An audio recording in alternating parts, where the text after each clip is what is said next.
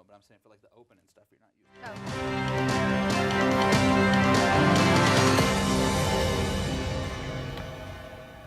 And good evening, Santa Clarita. Welcome to the Cougar News Decision 2018 Election Special. So good to have you with us here. I'm Jason Galvin. And I'm Jailene Aguilera. Tonight we'll be looking at results of the 2018 midterm elections here in Santa Clarita and across the nation as America votes. And we will also have special guests throughout the evening to discuss politics and everything in this year's elections. But before we get to all of that, we want to welcome in two very special guests tonight. They are political analysts Lena Smyth and Mike Devlin. Good evening to you both. Thanks for joining us. Thanks for having us. I think we're going to have an interesting night ahead of us. We're looking at some of the early returns and comparing them to the national stage, and I think it's going to be an interesting night. So many races to discuss locally, things with national implications, new sorts of elections, and some thrilling conclusions to a few of these races. So got a lot to look forward to. Yeah, I mean, I think first we'll probably take obviously a very hard look at the 25th Congressional District with Katie Hill and Steve Knight, and see if Steve Knight can hold on to that, and if he does or if he does not, and talk about the reasons why we think the results come in the way that they do. Also the 38th Assembly District, yeah. Dante Acosta and Christy Smith, a rematch. Yeah, and then city council race with 1 million candidates and 3 winners to go. A ton of local races, statewide propositions. Couple school board races we'll be taking a look at. So I think, we have a lot to discuss. And before we toss it back, is there anything that you think is a takeaway from tonight that we're going to be really talking about over and over? Well, what's really neat about both Santa Clarita and our district at large is it's really, really similar demographically, partisanship to the nation as a whole. So what we're seeing is nationwide, Democrats retaking the House. We have right away Katie Hill off to a really, really small but early lead. So we may see a lot of this mirror what's going on nationwide. So a lot to ponder when it comes to the national implications. And a lot of results still left to come in, so we're looking forward to that, and we're going to throw it back to our hosts.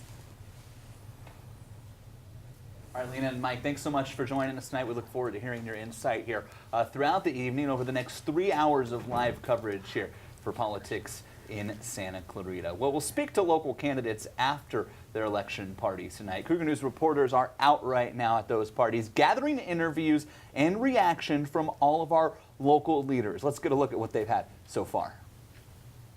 Hello, I'm George Ventura. Thank you for joining us tonight. We will be all around Santa Clarita as we speak with College Independence trustee Joan McGregor, the incumbent, as well as her challenger Anne-Marie Bjorkman and their supporters, and get their final thoughts on this campaign.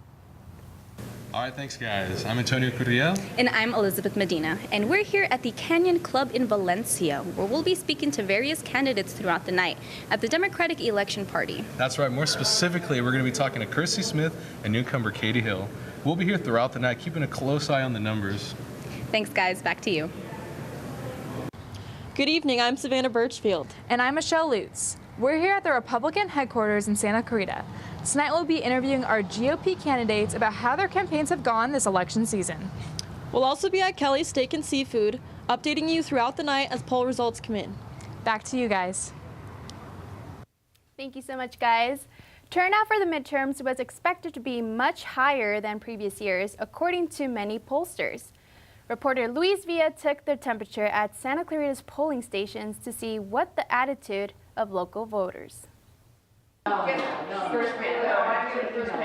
Time has finally come for Americans all across the country to participate in the democratic process of casting their vote. I wanted to make sure that my vote counted, and so I wanted to be here in person, and I wanted to just feel the energy. People from all walks of life took the time out of their day to make their voice heard. We're so excited to be here. I'm glad you're here. Some of them being no stranger to the polling booth. Well, what I'm doing here is what I have always done. So all the hype and the stuff, all that is going on didn't really affect me because I go anyway. Some of them on the ballot themselves. This is where I'm voting, I guess, for myself. This is the day that it all comes together. It's really exciting. And some of them being on the greener side. However, young voters are typically known for being underrepresented in the polls. 18 to 34-year-olds, we make up the largest population block in the country. However, we vote in the smallest percentages. But there has been a particularly big push at COC to make sure students get their vote counted. We've been here on campus for the past few months registering students to vote. As soon as the voter registration deadline has passed, we shifted gears and we wanted to make sure all those students got out to the polls and actually voted. While we may not find out what the young voter turnout is today, some people are optimistic. We're seeing everyone with their I voted stickers. It's really encouraging. So to those of you who took time out of your day to vote, thank you for participating in the democratic process. For Cougar News, I'm Luis Villa. Well, in Santa Clarita, no race made as much noise this year as that of the 25th Congressional District. That race between Republican incumbent Steve Knight and his Democratic challenger, Katie Hill. Millions of dollars have been sunk into that race that's been called one of the closest across our country. And reporter Bobby Block has a glimpse of how we got here. One of the highest profile and hotly contested races that local residents will vote in on Election Day is the race for the U.S. House of Representatives seat in California's 25th District. Stretching from Palmdale in the north all the way to Simi Valley, the 25th District has a diverse population that is split almost evenly along party lines. Historically, it has voted consistently for Republicans since 1992. However, this year, the incumbent Steve Knight is facing significant opposition from Democratic challenger Katie Hill. With some polls showing the race is almost tied, both candidates have appealed to moderate voters in the hopes of picking up support outside of their party's traditional base. The vast majority of Americans are somewhere in the middle, but unfortunately they don't have a voice because the way that elections work in terms of the primaries and in terms of the media, it makes it seem like there are only these two sides that are so far apart. And I think districts like ours have the opportunity to show that that's not true. So that's not saying that I'm with the Republicans all the time, but it is saying I'm an independent thinker and we get things done bipartisan. Despite their strong appeals to the middle, the campaign has been contentious, with Knight focusing on his opponent's lack of political experience. She's saying I will be. I'm saying I have been. You've got a candidate that wants resistance and you've got a candidate that's got results. And Hill attacking his voting record. The actions speak louder than words, and Congressman Knight is with Donald Trump 99% of the time. And I don't agree with anyone 99% of the time. Knight, who has served in the House since his election in 2014, also likes to draw attention to his time in office, highlighting the work that he has done to help individuals locally. We had a doctor call us from the airport. I'm just about to go to India, and I forgot my passport's going to expire in a month. We got right on the phone, and on a Sunday, we got him his passport corrected. While Hill promises to work on reforming the tax and healthcare systems, as well as getting corporate money out of politics. I think people are ready for a change, ready for new voices. They're ready for leaders that know that we have to change things in a dramatic way to be able to actually affect the issues that matter the most to people here. The race has drawn national attention since Steve Knight holds positions on a number of important House committees, and a win for Hill could signal the beginning of a broader shift in the national political environment towards Democrats. Enthusiasm among her supporters is high. However, Republicans typically turn out to vote in greater numbers during midterm elections like this one. The election will be held on Tuesday, November 6th, and the results are far from certain, as this district and the nation decide on their future for the next 2 years. For Cougar News, I'm Bobby Block. The race for the 30th Assembly District is a rematch for a hotly contested race in 2016. Incumbent Dante Acosta and challenger Christy Smyth are back for a face-off. Elizabeth Medina shines a spotlight on the battle for the 38th. When I ran 2 years ago, I made a commitment to this district to focus on some key areas, and that's areas such as public safety, taking care of folks that need some additional help and some assistance that are falling through the cracks, take care of the district-type issues. Dante Acosta, first elected in 2016, hopes to pick up where he left off. I will continue to go and focus on issues like public safety, clean water, great schools, making sure that our traffic situation is resolved and taken care of and improved through good comprehensive solutions. Acosta believes one of his strongest points is business, stemming from years working in the private sector. I will make sure that we hold our government accountable through things like audits of the DMV and the University of California Office of the President, where we found literally millions of dollars of waste and unaccounted for funds. But a difference in 2 years puts these two familiar faces in unfamiliar territory. A lot has changed since I ran in 2016. At that time, the registration was significantly more Republican, and now Republicans and Democrats are even, and then there's about another equal third of decline to state voters. Christy Smyth first challenged Acosta in 2016 and is back for a second round. Proudly, I've served 8 full years on the Newhall School Board out here in the Santa Clarita community. So this, the next step to the State Assembly seems like a great bridge for me to be able to expand my public policy work beyond education and reach a number of other issues that I care about. What they agree on: we absolutely need to get transportation moving, but that's going to require a dedicated funding stream to do it one way or the other. It's like light rail and other issues, and working on the freeways, as so many of you have written about.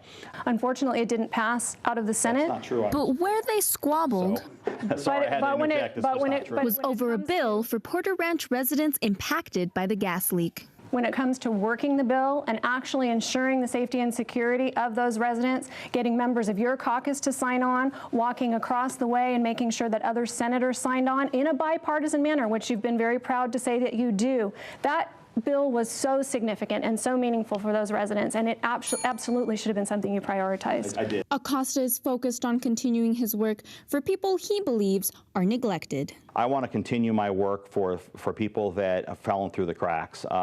I want to continue my work, and that's, for example, our at-risk youth, our foster youth. I co-authored a bill to make sure that our foster kids get access to UC and CSU campuses and schools without tuition. Smyth is riding the momentum of what she believes is a wave of change. All of their concerns are still the same, and what they want is somebody who just speaks to their needs and wants to solve their problems too. So that dynamic is different, and I felt like now was still a good opportunity to run and try to reach that broad spectrum of voters. For Cougar News, I'm Elizabeth Medina. Well, those seeking election to the city of Santa Clarita City Council form one of our largest candidate pools in city's history. Our reporter Leah Rossell has a look at the 15 candidates who are vying for just 3 open seats tonight. The race for city council is on. This year, there are 15 candidates competing for the 3 open seats for this election period. The 3 seats are currently occupied by incumbents Mayor Laureen West, Mayor Pro Tem Marcia McLean, and Council Member Bill Miranda, who are all up for re-election. There are 12 other candidates who would all like to see new leadership this term. And with a larger number of people running, it is important to examine each candidate and what they stand for. Bill Miranda is hoping to keep his seat on City Council this term. He was appointed by Dante Acosta in January of 2017. He's a business owner, U.S. Air Force veteran, and a former SCV Latino Chamber of Commerce CEO. Laureen West is also hoping for re-election. She is our current mayor and a Santa Clarita councilwoman, and she was a prior commissioner of City Parks and Recreation Commission. Marcia McLean is also hoping for re-election. She is our current mayor pro tem, a Santa Clarita councilwoman, a business owner, and founder of SCV's Canyons Preservation Committee. Tim Ben Boyston. He is a former city council member, executive director of a local nonprofit, and calls himself a man for the people. Jason Gibbs. He is a senior project manager, a mechanical engineer, and wants to establish a Santa Clarita Public Safety Commission. Matthew Hargett. He is an emergency medical technician and works with special needs children. He has been a lifelong resident of Santa Clarita. Brett Haddock. He's a software engineer. He advocates for emergency preparedness, and he has also been a lifelong resident of Santa Clarita. Ken Dean. He is a teacher and educator. He's a member of Advocates of Santa Clarita, and he wants to see diverse points of view on our city council. Logan Smith. He's a nonprofit organizer, former statewide field director for the California Clean Money campaign, and an advocate on the drug epidemic within the valley. Sandra Nichols.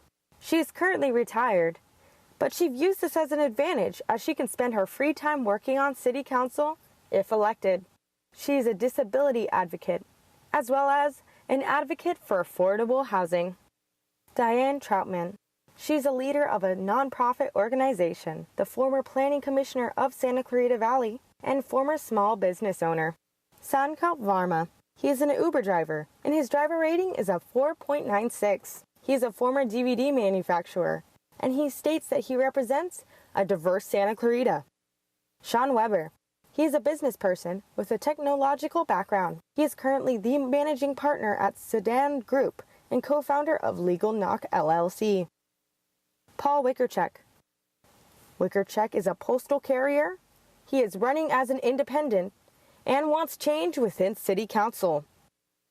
Sherry Ortega. She is a business person, an investor, and a search engine marketing consultant. She is originally from the Philippines but is currently a U.S. citizen. It is vital that we all seek information on who and what we are voting for to ensure that we elect officials who will support what we would all like to see for our city. For Cougar News, I'm Leah Rossell. We have more election coverage ahead, including a look at the propositions that could impact Californians. And later on, Cougar News correspondent Georgia Rios will sit down with Santa Clarita City Councilman Cameron Smyth and get a little bit of an insight as to what some of the candidates are going through on this stressful election evening. We'll be right back. College of the Canyons creates possibilities.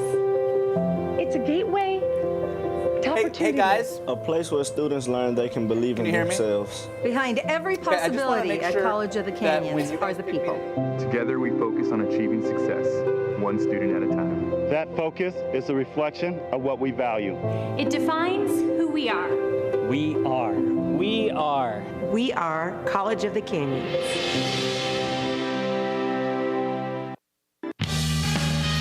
What business has excellent customer service, smiling employees, and great food?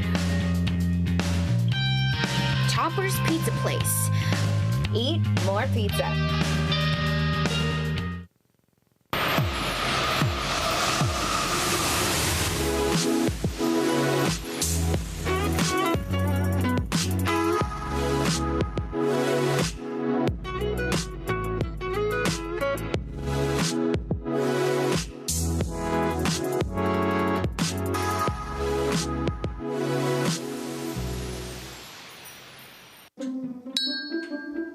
How to start that conversation with your friend about their mental health. First, make sure you aren't too far away. Closer, closer. Whoa, whoa, whoa, too close. Now ask something open-ended like, you all good? Are you all good? Or is everything okay? Is everything okay? Well done, awkward teenage actor. Actually, no. Thanks for asking. Find out how you can help a friend with their mental health at seizetheawkward.org.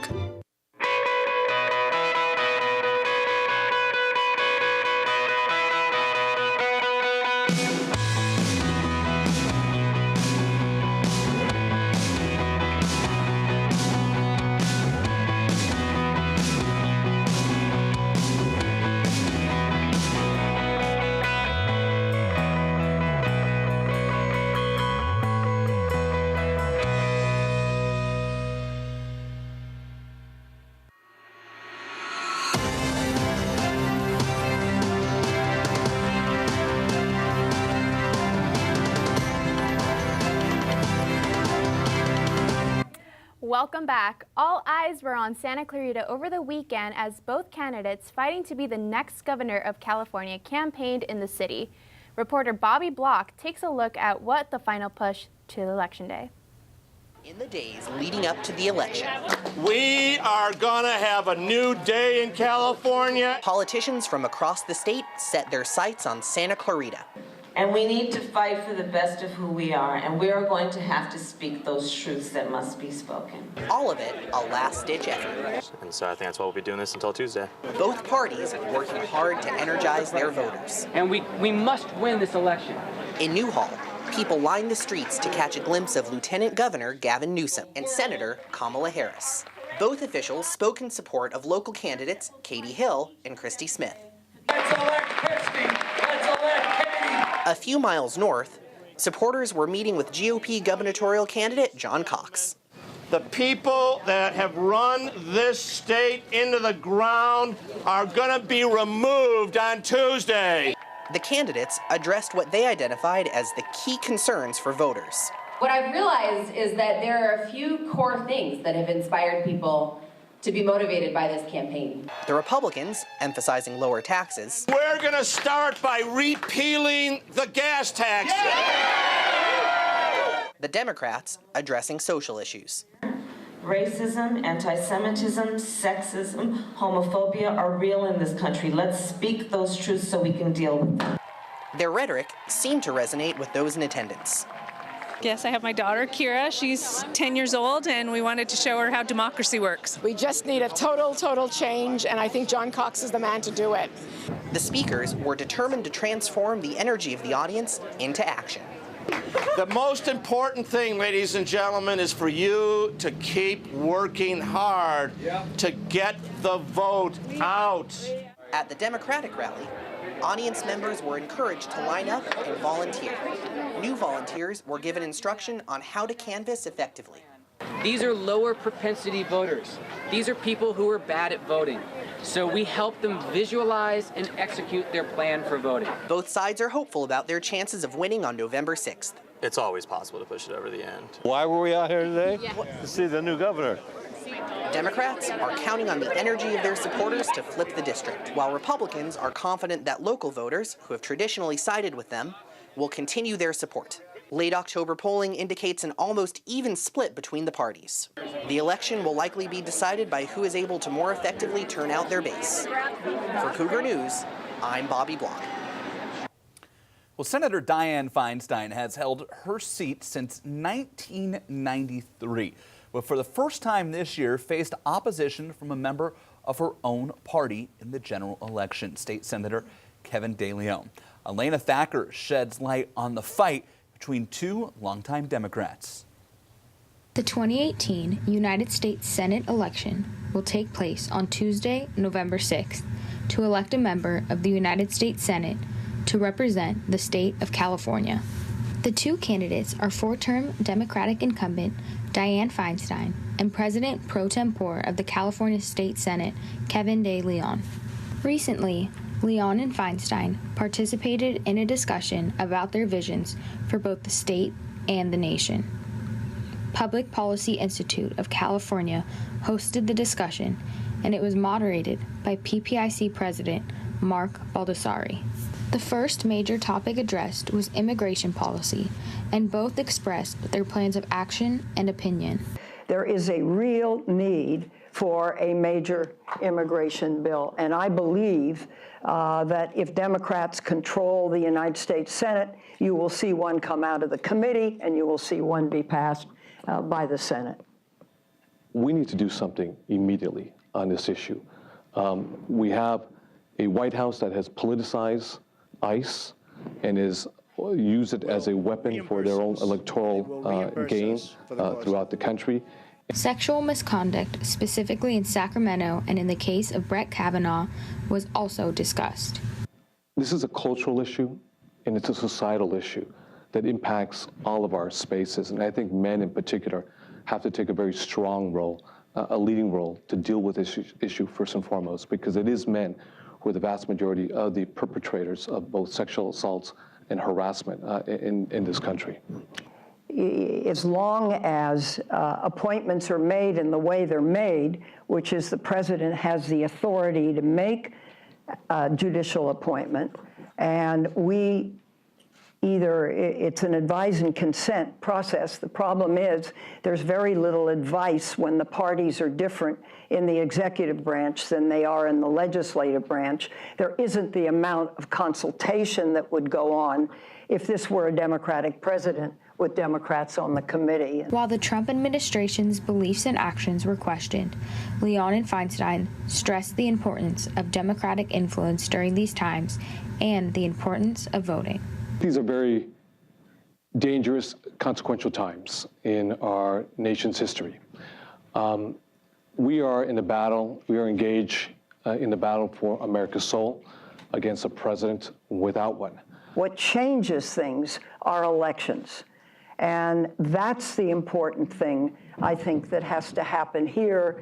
And if we can deliver a Democratic majority in one House even, then we change the dynamic. Be sure to cast your vote on Tuesday, November 6th. For Cougar News, I'm Lena Thacker. Los Angeles County Sheriff Jim McDonnell and his opponent Alex Villanueva are facing off to see who will lead the nation's largest sheriff's office. Reporter Michael Estrada traces the path each candidate took to Election Day. 2018 sheriff race brings us sitting sheriff Jim McDonnell versus Alex Villanueva. For all their differences, they both seem focused on at least one similar goal: the relationship with the community.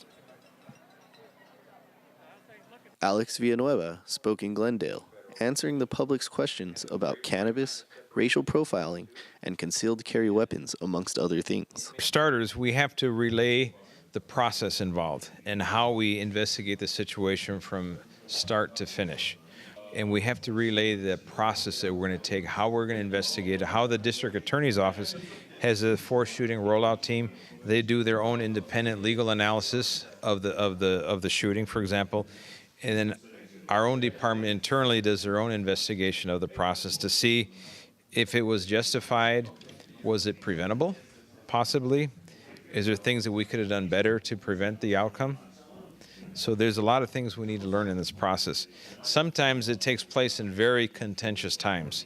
Like you said, if it's a controversial shooting, there's an issue of race or something that inflames the passions of a local segment of the community, it makes it a little harder to communicate. Sometimes someone captured a piece of it on a cell phone and that one runs around and it goes viral, for example, but we don't have the entire context of the incident. So the most important thing we can do is being a source of calm, explain how we're going to go about investigating the process, and what we can share public, we're going to share it immediately. We're not going to hide anything, and that's very important. We're not going to conceal information. We're actually going to provide it as soon as we can. Sitting Sheriff Jim McDonnell also engaged the public, going to the LA Sheriff Department's chili cook-off in Castaic. When I'm reelected, we're going to continue the reforms that we have put in place for the past 4 years. We've done a number of different things to increase transparency and accountability throughout our organization. It comes right down to it. We look for a lot of different things, but it comes down to competence, being able to do the job as well as it can be done, coming into the job with the right character, having a background that is clear, having a background that anybody could look at and you'd be proud of that. But then also today, more than ever, compassion. When you look at the challenges we face, we deal in the custody environment with roughly 1/3 of our population are dealing with serious mental health issues. So compassion has never been more important than it is today. We are in a people business, and it's critical that we treat it accordingly. We have a team right now that I am very proud of. We continue to try and be better tomorrow than we were yesterday. So we can never say we've achieved all we want to achieve. We're a work in progress, and we always will be, but we'll keep working hard to be better. Both candidates are focused on improving the department, with McDonnell praising his accomplishments and Villanueva challenging the actual results. So get informed, get involved, and go out and vote on November 6th. For Cougar News, I'm Mike Estrada. 11 propositions made it onto California's ballot this year. Mike Devlin and Lena Smyth are here to break down some of the most talked about this year. I wonder if it's like the same.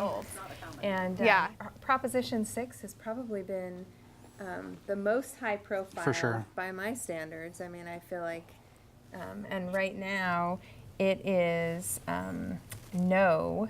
Trailing, yeah, by. Yeah, 54.8 to 45.2. Right, and you know, these can bounce all over the place, but what I really like about propositions, in a state where the statewide contests are kind of determined, some are even two Democrats against each other. Correct. This gives us some kind of texture into what the electorate is like in California. And there was some expectation of the proponents of 6 that 6 would be a winning issue throughout the state. Well, I think it was. I think when you looked at the poll numbers, the way 6 was worded, the Secretary of State worded it in such a tricky way that, I mean, some of the polls even came out and said it. If you say, so Proposition 6, so we're clear. Proposition 6 would repeal the gas tax in California. It was worded as eliminates road repair and transportation funding. Right. So if you ask someone, would you like to repeal the gas tax? Yes, I would like to pay less at the pump. If you ask them, would you like to cut funding for road repair and transportation? That answer may very dramatically change, and that was what proponents of Prop 6 kind of complained about, that the Secretary of State, who is a Democrat, worded it in such a way that almost guaranteed it to fail. Yeah, it gets tricky whenever you're talking about, this isn't quite a referendum, but when you're talking about addressing a law that's already been passed, it can be really confusing to the voters. Is yes a yes? Is yes a no? I thought I had this down. Right before we went on air, like, okay, 6 yes is no or no is yes. So, and it is, you have a kind of difference between the messaging of the campaign and what's on the ballot. And there's so many things on the ballot, enough that it could throw someone off. So, right. I mean, I do think a lot of Republicans were hoping, especially when Prop 6 qualified for the ballot, a lot of Republicans were hoping that this would really drive turnout within Republicans in the state of California, because, as you said, we kind of had the expectation that there was a slim chance that we were going to capture the governor's race and some of the more high-profile races. But if we had a strong proposition on the ballot, that Republicans would be able to kind of hang their hat on that issue and drive turnout for some of the lower races in Congress and state assembly, state senate, school boards even, you know, that sort of thing. And the Democrats, right, and Democrats didn't really have a thing on the other side to drive turnout in that way. And it's probably going to take some time for us to pick these apart to see, did this make a difference in any races, or was everybody going to vote anyway? And whether or not how they fell in there when we're facing so many issues and so many questions, it seems to me that a lot of times when we think that these propositions are going to transform the electorate, the race itself, the seats, the biggest seats, tend to be the things that drive what's going on, that drive turnout. So we'll see. This can go in all kinds of crazy Prop 6, ways. I think, was the most high profile. We also have results on some of the other propositions. Sort of an interesting one is Prop 7, which would change daylight savings time in California. And this was a bit confusing, even for us as we were talking it through. I said, wait, we'll spring forward and we'll stay forward, right? And so what we've determined is, yes, it would allow California to have a permanent daylight savings period, which is spring forward, but only if the federal government allows California to do that. And to put a finer point on it, this will allow the legislature with a 2/3 vote to ask the federal government to allow us to stay on daylight savings time all the time. And it is passing, so apparently Californians like daylight savings. Yeah, well, we like our sunshine, and I'm not adjusting well to these dark evenings, so. Neither am I. Some of the other interesting ones, Prop 12, kind of changing the standards for farm animals and confinement there. That one is also up in the polls. And, you know, it kind of brings to light, we were talking about a few years ago, kind of the cages for the chickens and similar in nature, and that one passed pretty handily in California. Passed handily. The predicted downside to that didn't really come to fruition. Eggs are still affordable, and we'll see how the night carries on. Those are just a few. We have 11 to talk about. We'll pick the rest up later. Yeah, we're ready to throw it back to you guys. All right, Mike and Lena, thank you so much for your insight tonight. And after the break, Cougar News correspondent Georgia Rios is going to sit down with City of Santa Clarita Councilman Cameron Smyth. The two of them will discuss city politics and his career in office, as well as what some of the candidates tonight might be going through. And the results are still rolling in. We'll have the latest results as the 2018 midterms come to a close.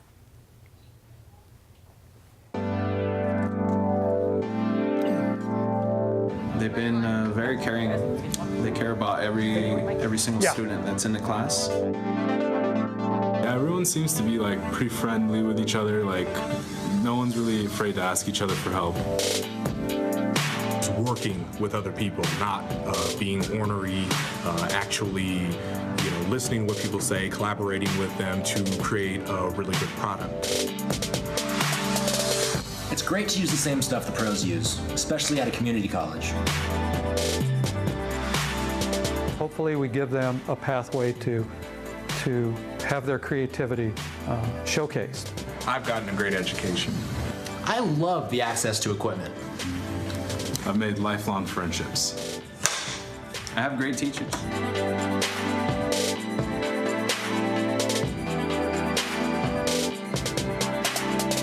The Los Angeles County America's Job Center of California, located at College of the Canyons, brings employers and job seekers together.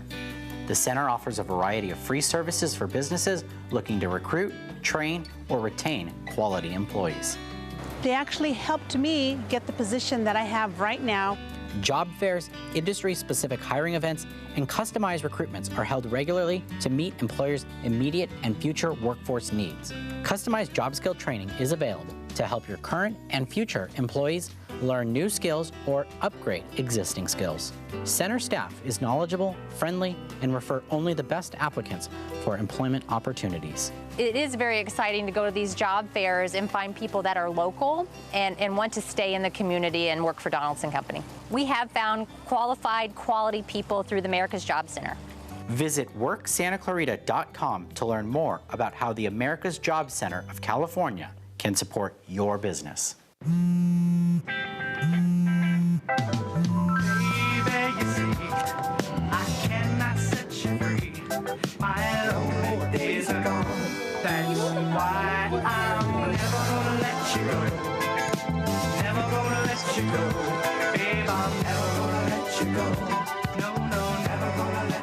Here you go. Thank you. Thank you.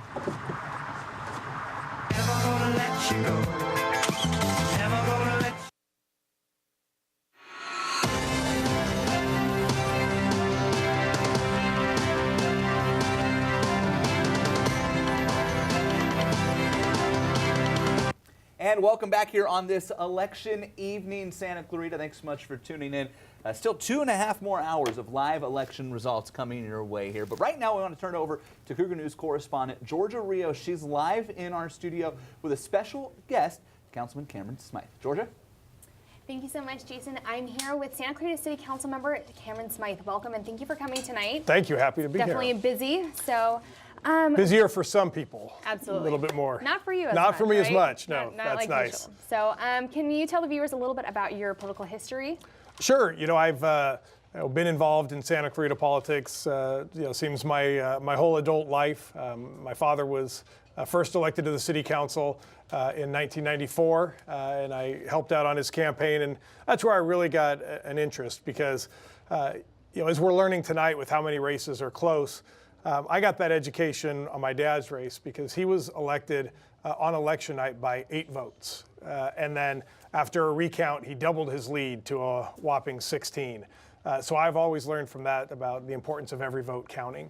And then I was elected to the city council in 2000, did 2 terms as mayor, and then was elected to the legislature, to the state assembly in 2006. I termed out in 2012. And then in 2016, as my kids got a little bit older and my family got a little bit more stable in my career, I decided that I wanted to come back and continue to serve. So I decided to run for the city council again in 2016. And fortunately, the people of Santa Clarita put me back on. And the council made me the mayor for 2017. So it's been kind of a full circle that I'm back where I started. Absolutely. So going more into the city council race, we have a record number of 13 candidates this year. So why do you think there is such a high volume of candidates this year? So I think the good thing about city council is it's very easy to run for city council. You don't need, all you need is your 20 signatures to be a registered voter, 18 years old, live in the city of Santa Clarita, and that's all you need. And you can then run. Whether you choose to raise money or not is certainly a different choice, but it's very simple to run for city council. And I think a lot of people want to change what's going on in their city, and it's some of these issues in Congress or the state. They seem pretty far away. Whereas you see something here locally, whether it's roads or parks or housing, anything you see here, people feel that it's a little bit more tangible. All right. So since you've gone through that process right now, like tonight, as they're waiting for all the results, what are going through their minds? What are they feeling right now? So I've been on both sides. I ran for city council the first time and I lost. So I've been on the losing side and I've been on the winning side, and so you certainly there is a general feeling of relief, that it's over. You kind of reach that place of zen of understanding that it is out of my hands. I think you had a lot of candidates start going through their mind of, did I do everything? For example, when I lost, I knew that I had not done everything that I could have or should have. So I immediately began to internalize, if I'm going to run again, what am I going to do different? And I made that choice to run again, knowing that I'm going to do everything I can, the things that I didn't do when I lost, to try to make up that gap. So like now switching over to the opposite side as Assembly, what's the difference of getting to be a candidate to that point? So the legislator, you're obviously representing a much larger area, and you have multiple counties, and so it's still relatively simple in terms of you have to obtain a certain number of signatures if you want. There is a cost associated with that. And so I think if you really want to run for the legislature, you have to be willing to make that type of investment. It doesn't necessarily mean your own personal investment, but are you willing to go out and try to raise money to get your name on the ballot and to be able to get your name out there? Because when you're representing 500,000 people, even coming from Santa Clarita, people in Simi Valley didn't know who I was. People in the San Fernando Valley had no idea who I was. So how do you get that message out is a little more difficult than doing it at the local level. Now, do you think that's why people are raising so much more money during these campaigns, so they can reach out further, they can use social media or all of...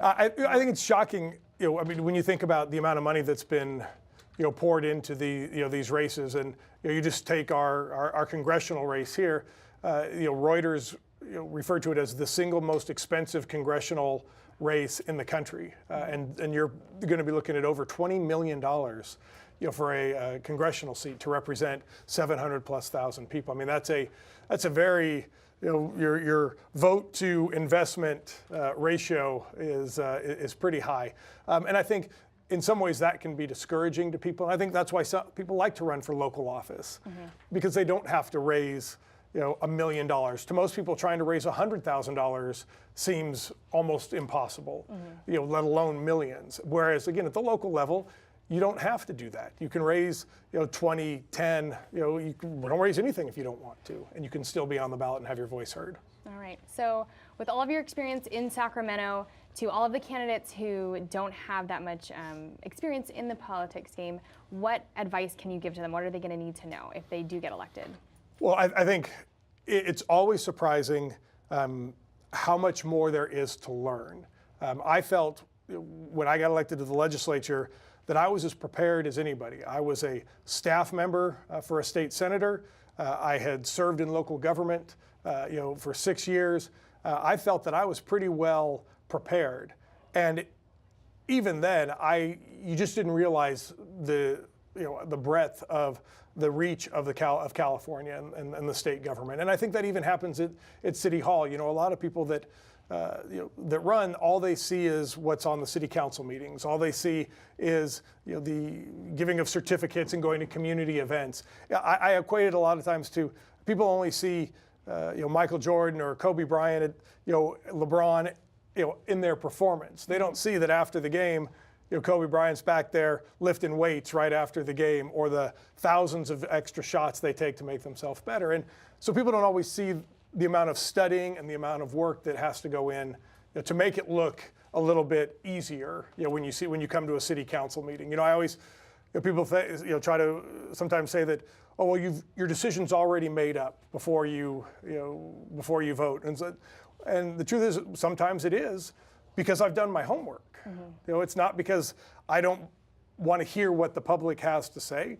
Certainly that there are times when that can sway you, but I feel that if I'm doing my homework before the council meeting, before I take a vote, I should have a pretty good idea of where I'm going to, where I'm going to go on an issue because I've done the work, and not be sitting there, trying to scramble through my agenda, during the council meeting.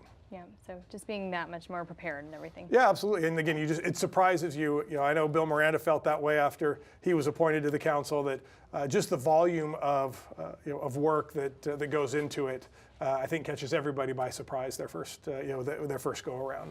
All right, well, that's all the time we have. So thank you so much for joining us out here, and back to you, Jason and Jailene.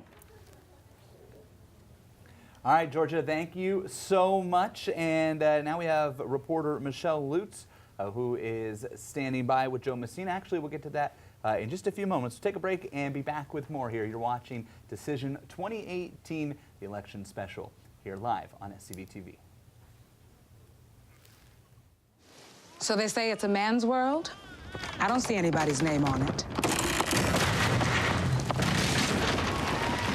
While they were doing their thing, we slowly changed all that. Today, women can do anything men can do. And there's one thing we're even better at.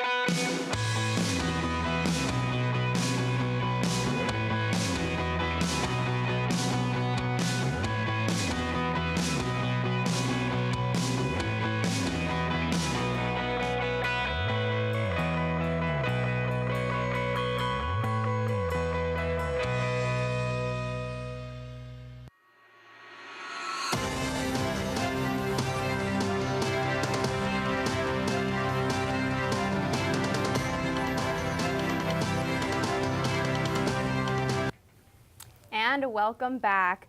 Right now we have Michelle Lutz, who's standing by with Joe Messina, who's up for re-election on the Hart School District. Let's take a look.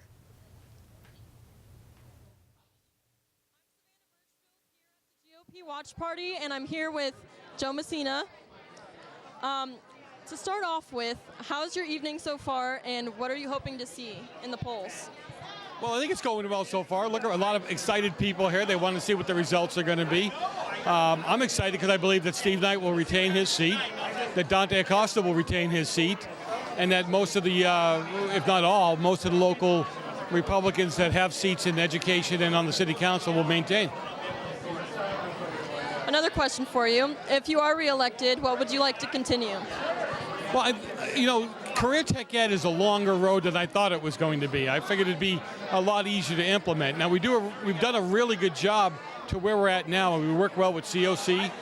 We've got 30 career tech ed pathways, and it's not like the old pathways. You actually get a certificate where you could go to work for somebody. And I think that's a big deal. It's a big change. And I've got about another maybe 15 or 18 pathways I'd like to see put in place, and it's just going to take a little while longer. So if you were not to be reelected, what would be next for you? I'd continue along pushing for career tech ed. I mean, I don't think it's somebody coming into this position. It will take some time for them to be able to understand how it works and how to move through. It did me. It took a few years before I figured out how to maneuver the education world. So I'd stay involved and stay engaged. I was engaged and involved before I got elected, so I wouldn't stop. Thank you for your time. I appreciate it. Have a good night. Again, I'm Savannah Birchfield. Back to you. All right, Savannah, thank you so much. Let's check back in now with our political analysts for the night, Lena Smyth and Mike Devlin. They'll take another look at some of the races here that affect the Santa Clarita Valley. Well, since we were just talking to Joe Messina, we thought we would go through those results here. Right now he is up in his race. 3,192 votes has him in the lead. Behind him, Kelly Trunke is at 2172 and Jeff Martin at 548. So he's got about 53.99% of the vote, almost 54% of the votes in those early returns.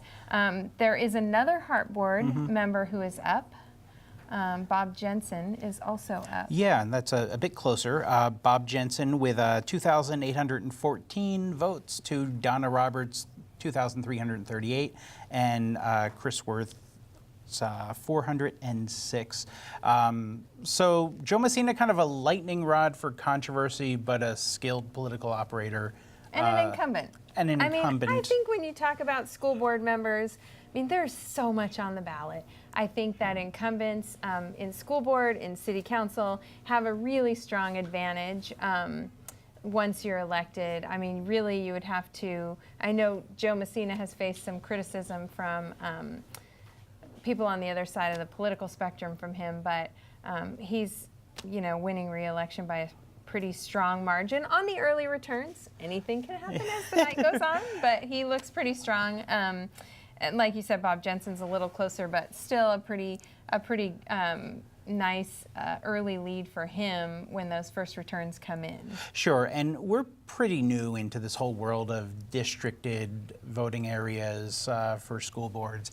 And what isn't always obvious to those of us who don't live in these particular voting areas is how much effort a particular candidate is putting in. Correct. These aren't won in a big way. Lots of times this is won by making phone calls and knocking doors and in ways that aren't going to be apparent to us. Correct. So, I live in Bob Jensen's district, and they came to our door. They left literature for us, so I assume he left literature throughout the district. He is the incumbent in a relatively small district, so I definitely think that the incumbents probably have, I haven't looked at the financials, but I assume the incumbents have a little more money than the challengers as well in these races. Sure, yeah, they're tough seats to raise money for, and Joe has a lot of it, a lot of political organization behind him. So that's not a surprise. That was probably the one race where I came into this feeling pretty comfortable predicting it. Everything else is, some of it's still surprising me right now. Like I'm taking a look here at the Saugus Union District. I don't know if we're jumping ahead of schedule. Yeah, no, but, I would like to see that. I haven't actually looked at that one yet. We have some interesting results here. Laura Aerosmith, who is my high school sociology teacher, is... You love small town politics. We look about the same age now, but that's my fault. Judy Umek, longtime incumbent. Laura Aerosmith is leading Judy by about 10 points. And we have a wide open seat, trustee area number 1, previously held by Paul De La Cerda.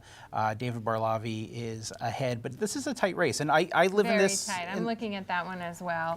And then... I live in this voting area, and I haven't really been contacted very much. Maybe a mailer, Facebook ads and things like that, but not a lot of retail politicking that I'm seeing in this one. And the results kind of play out. We have 3 candidates, all pretty relatively close to one another. In the early returns. Yeah. And one more, we'll talk about Saugus, and then we'll throw it back to you guys. Yeah. But Chris Trunke ahead by a pretty small margin at this point as well. Yeah, about 9 it's pretty points. tight. That could go either way, so will be a good one to watch later on in the evening. So. Yeah, so more to come. We'll throw it back to you guys. Thank you so much. All right, so we're going to have Georgia Rios with the League of Women Voters coming up next with Louis Baccio. Stay tuned. What business has excellent customer service, smiling employees, and great food? Topper's Pizza Place. Eat more pizza. Families come in all sizes and shapes. Sometimes your friends are your family by choice, or sometimes you're just stuck with Uncle Charles. But what we know is that you want to protect the people that are close to you. But the flu can unravel everything. Your flu vaccine protects you and your family. No matter what draws your family together, protect yourself, protect your family. Everyone needs a flu vaccine. They'll test you. Try to break your will. But however loud the loudness gets, however many cheese puffs may fly, you're the driver, the one in control. Stand firm. Just wait. And move only when you hear the click that says they're buckled in for the drive. Never give up till they buckle up.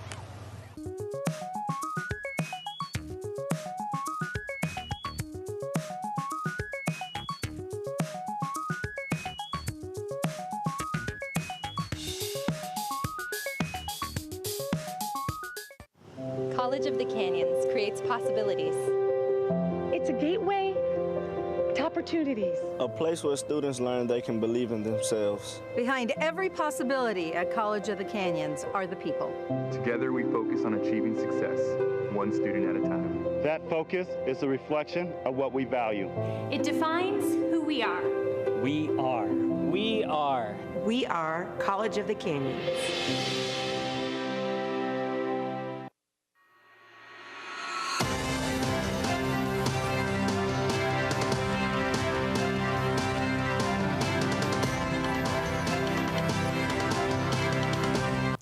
Welcome back to Decision 2018. Georgia Rios standing by in our studios now with Louis Baccio. Georgia?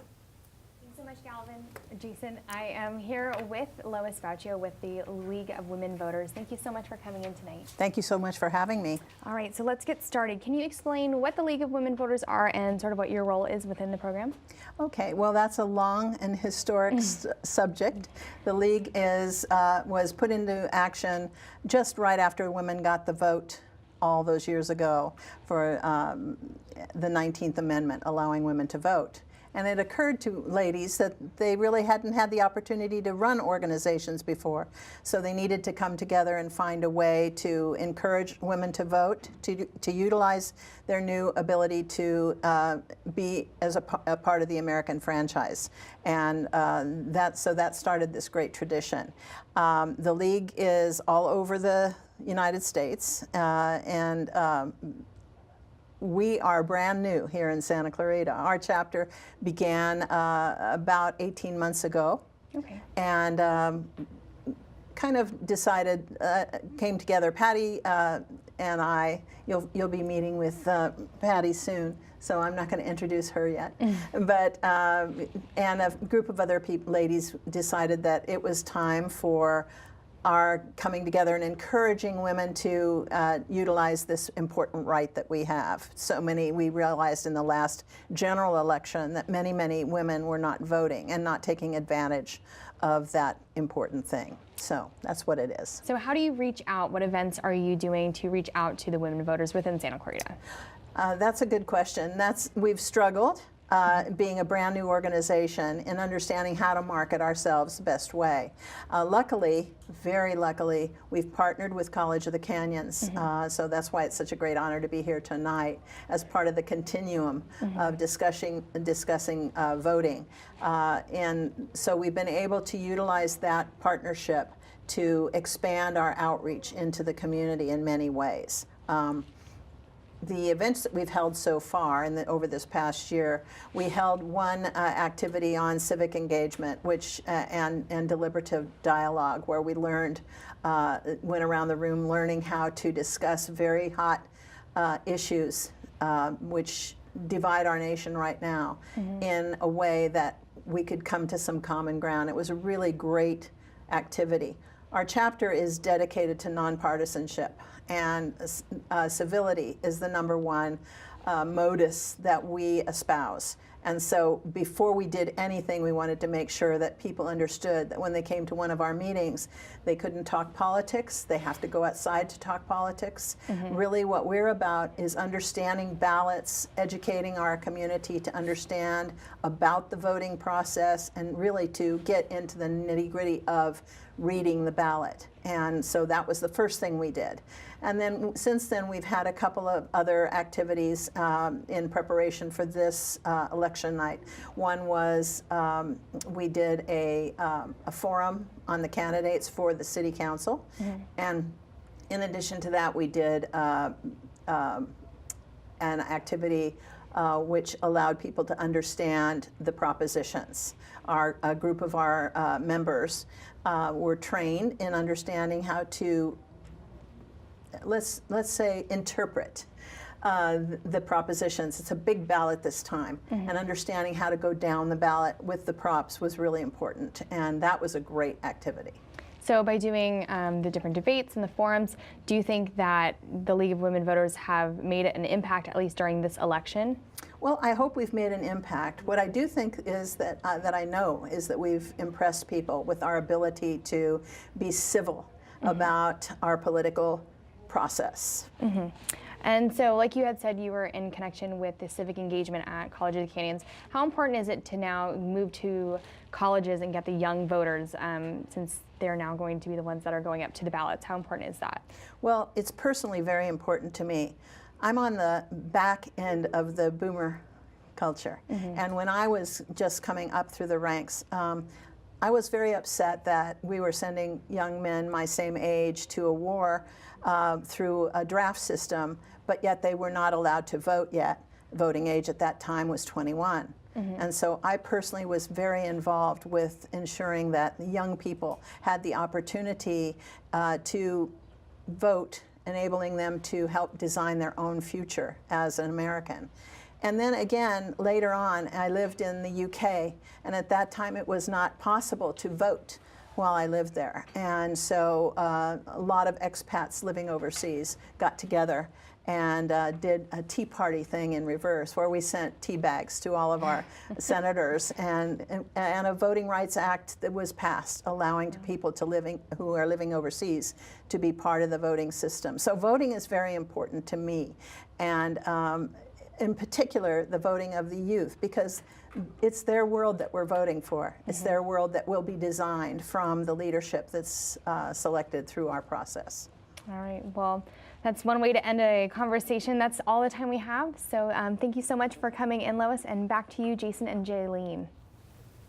All right, Georgia and Lois, thank you so much. And when we return here on Decision 2018, the Cougar News Live special edition, we'll check in with one of our field reporters and Joan McGregor, who's seeking re-election on the College of the Canyons Board of Trustees.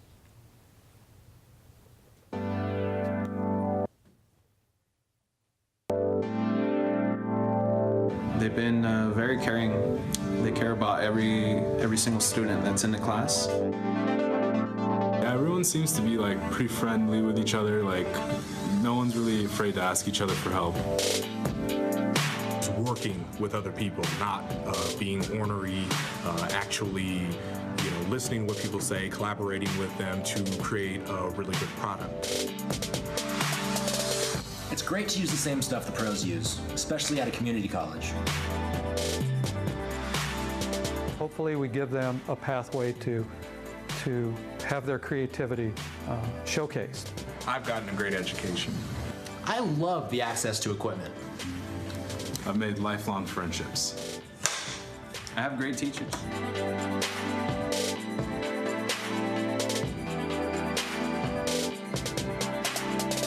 The The Los Angeles County America's Job Center of California, located at College of the Canyons, brings employers and job seekers together. The center offers a variety of free services for businesses looking to recruit, train, or retain quality employees. They actually helped me get the position that I have right now. Job fairs, industry-specific hiring events, and customized recruitments are held regularly to meet employers' immediate and future workforce needs. Customized job skill training is available to help your current and future employees learn new skills or upgrade existing skills. Center staff is knowledgeable, friendly, and refer only the best applicants for employment opportunities. It is very exciting to go to these job fairs and find people that are local and want to stay in the community and work for Donaldson Company. We have found qualified, quality people through the America's Job Center. Visit WorkSantaClarita.com to learn more about how the America's Job Center of California can support your business.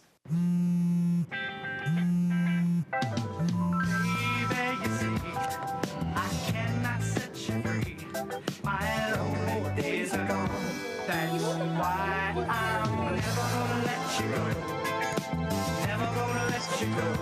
Babe, I'm never gonna let you go. No, no, never gonna let you go. Here you go. Thank you. Thank you. Never gonna let you go. Never gonna let you go.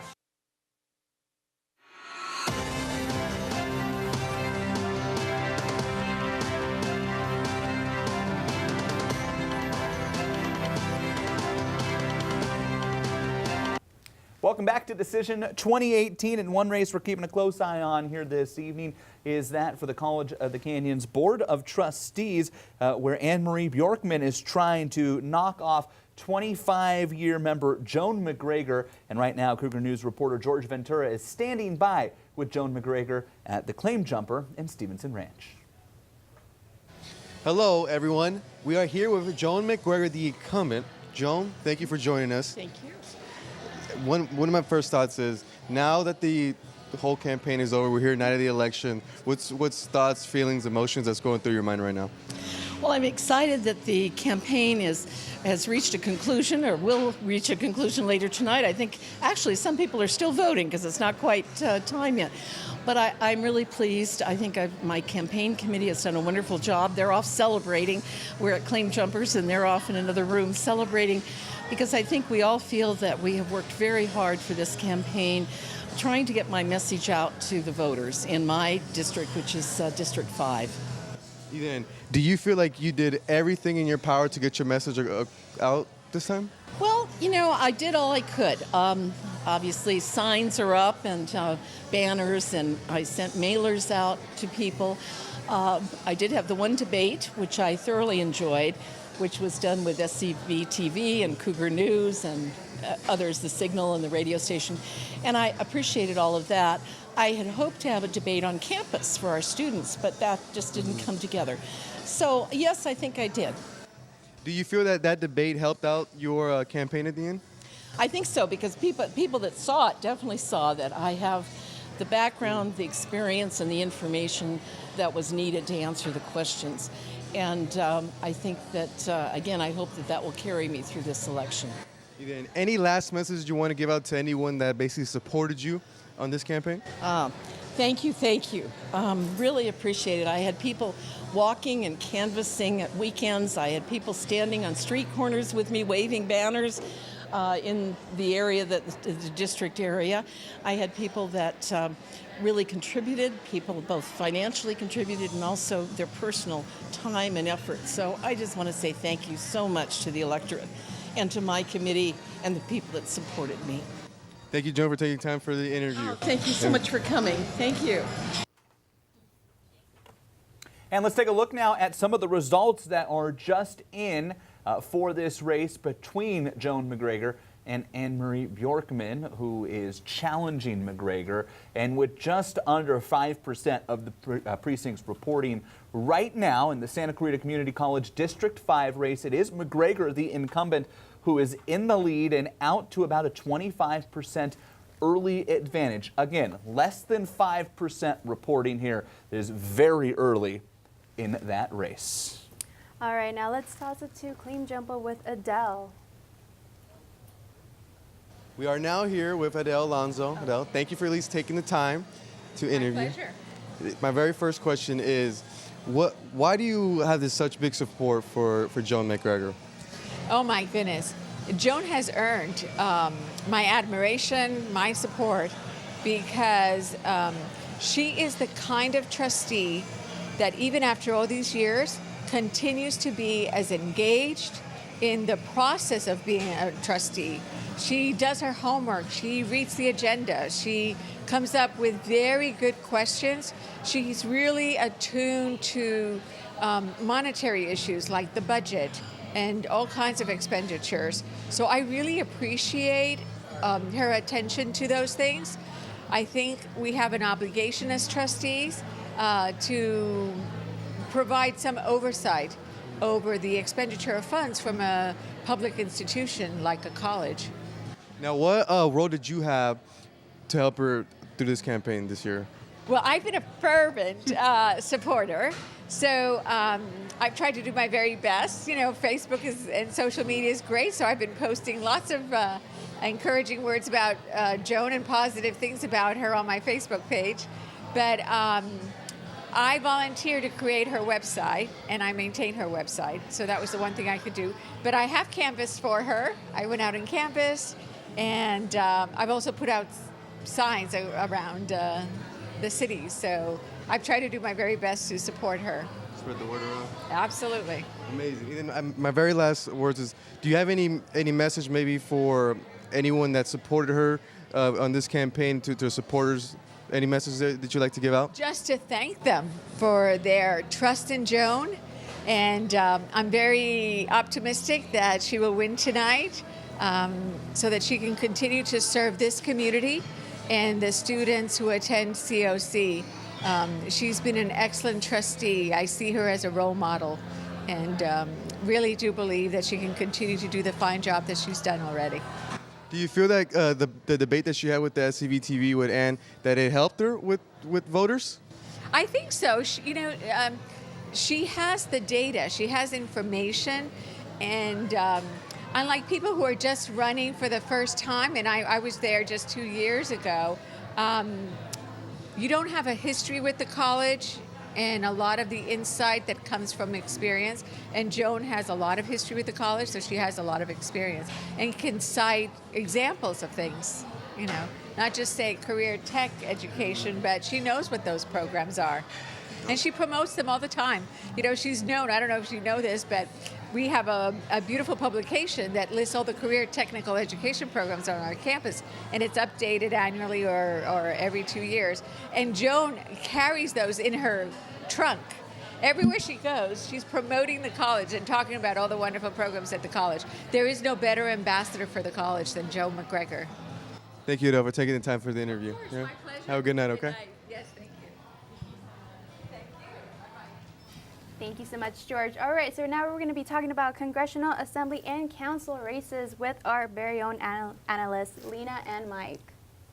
Thank you. I mean, so don't have a lot of returns yet, pretty early, and we've got some close races, but I think it's definitely enough to start talking about this process. Oh, sure. So much to pick apart.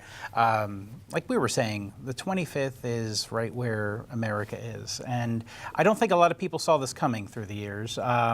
It's kind of surprising that in an off-year election, this would be the year where this district would flip. And I don't want to speak past tense, but by the way these results come in, it's very likely that all the results we're going to see after this are going to trend more towards Katie Hill, the Democratic opponent, because the electorate later on tends to be a little more liberal, the earlier voters more conservative.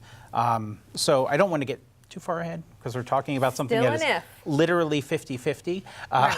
It's very close and it's still an if. And I think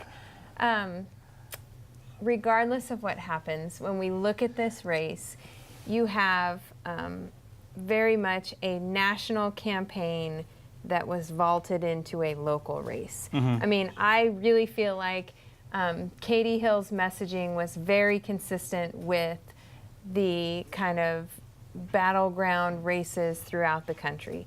I mean, you know, kind of watching Big issue was immigration. That's what she hit Steve Knight on. Big issue was healthcare. That's what she hit Steve Knight on. I mean, I think you could have inserted anybody's name, any Republican's name into those ads, and it would have been the same message, whether it was Steve Knight or someone else. I think she ran a national campaign. She had celebrities come out. She had you know, kind of high-profile Democratic figures from outside the district come out, and I think Steve Knight ran a local campaign.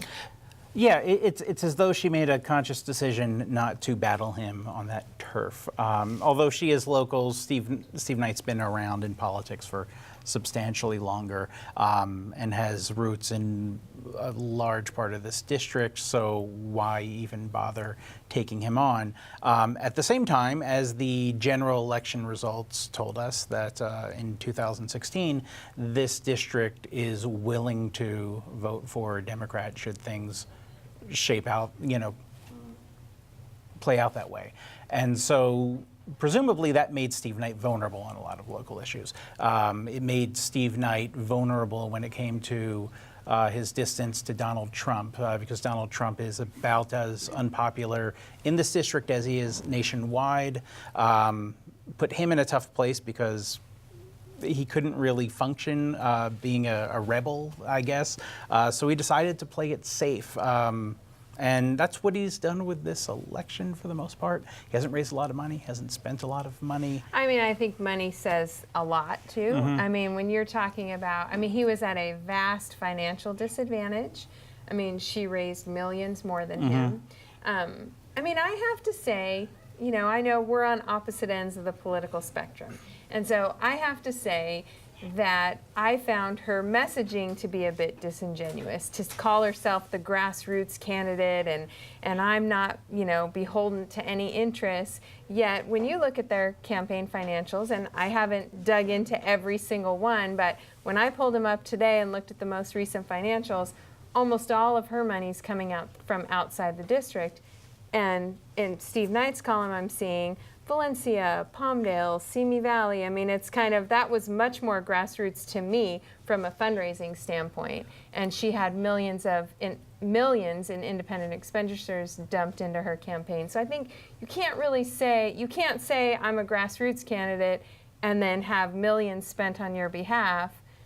I mean, I just find that a bit disingenuous. Well, but obviously, I mean, we'll see if it made a difference, if people saw it that way. The campaign took its own shape, I guess. Early on, that probably was the case, because if you looked at her early fundraising, there weren't a lot of the usual suspects. She had to make her own fundraising base, and a lot of that was local. In the district, LA area, Steve Knight had an entire quarter where he didn't have a single dollar raised within the district. But by the time it was over, this was a really, really big race with a ton of outside money coming into Hill's campaign. So we'll cover more of that later on as the night goes on. So lots to talk about there, lots to talk about. And right now we're going to throw it back to you guys. All right, thank you both so much. When we return, Georgia Rios, once again, we'll have another guest with us here in studio. Plus, we'll take another look at the results here from throughout the state of California. Stay with us. College of the Canyons creates possibilities. It's a gateway to opportunities. A place where students learn they can believe in themselves. Behind every possibility at College of the Canyons are the people. Together we focus on achieving success, one student at a time. That focus is a reflection of what we value. It defines who we are. We are. We are. We are College of the Canyons.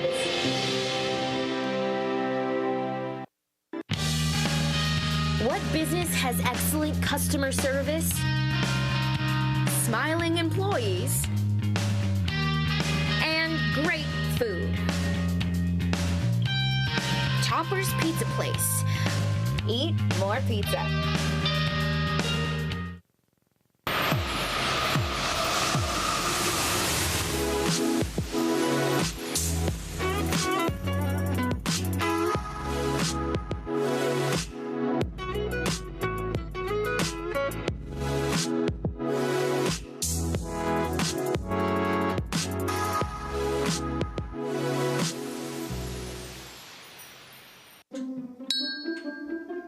to start that conversation with your friend about their mental health. First, make sure you aren't too far away. Closer, closer. Whoa, whoa, whoa, too close. Now ask something open-ended like, you all good? Are you all good? Or is everything okay? Is everything okay? Well done, awkward teenage actor. Actually, no. Thanks for asking. Find out how you can help a friend with their mental health at seizetheawkward.org.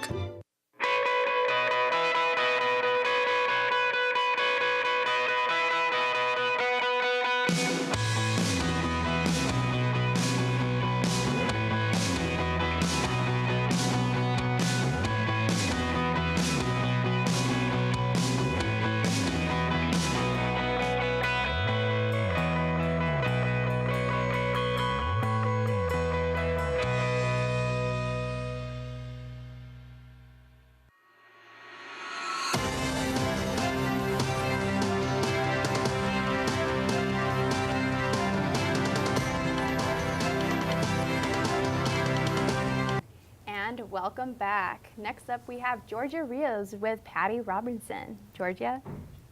Thanks so much, Jailene. I'm here with Patty Robinson with the Civic Engagement at College of the Canyons. Thank you so much for coming in and talking with us tonight. Thank you very much for having me. All right, well, let's get started. Can you explain to the viewers what Civic Engagement is and what your role is within the program? Yes, when we talk about civic engagement, I know most people will automatically think in terms of politics or government, but the way that we've defined it, we're coming and using the term that was actually coined by Thomas Ehrlich, who is a former law professor at Stanford. And this particular term brings into play not only political engagement, but also community engagement. Mm-hmm. And so we are using it in a way that we're trying to get our students engaged, not only in becoming aware of social issues, but also giving back to their community and becoming, quite frankly, socially responsible citizens. And I don't use citizen in a legal sense, but being members of a community or a society. So compared to the past, have students this semester become more engaged with the civic engagement? Have you seen on campus? I would say very much so. Just with regard to today, I've been on campus since early this morning, and we've had various events going on, and literally seeing students standing in line to cast their ballots at the polling place on a campus this afternoon. And then also we had a ballot box for mail-in ballots, and lots of students have taken advantage of this. So certainly I've seen way more engagement, particularly with regard to this election, than I have in the past. So aligning with the students, what is civic engagement at College of the Canyons doing now to take it one step further with the community? We've been working on this initiative for a little over 3 years, and so certainly the community is a big part of what we're trying to do. And when we use the term community, we're not only using the term within our campus, so we have a campus community, but we're also looking obviously at the Santa Clarita Valley. One of the programs that falls under civic engagement is called community-based learning. And so with community-based learning, we actually are getting our students out into the community, working to look at social issues and social problems, and hopefully getting them to start thinking in terms how they can at least resolve some of these problems at some level.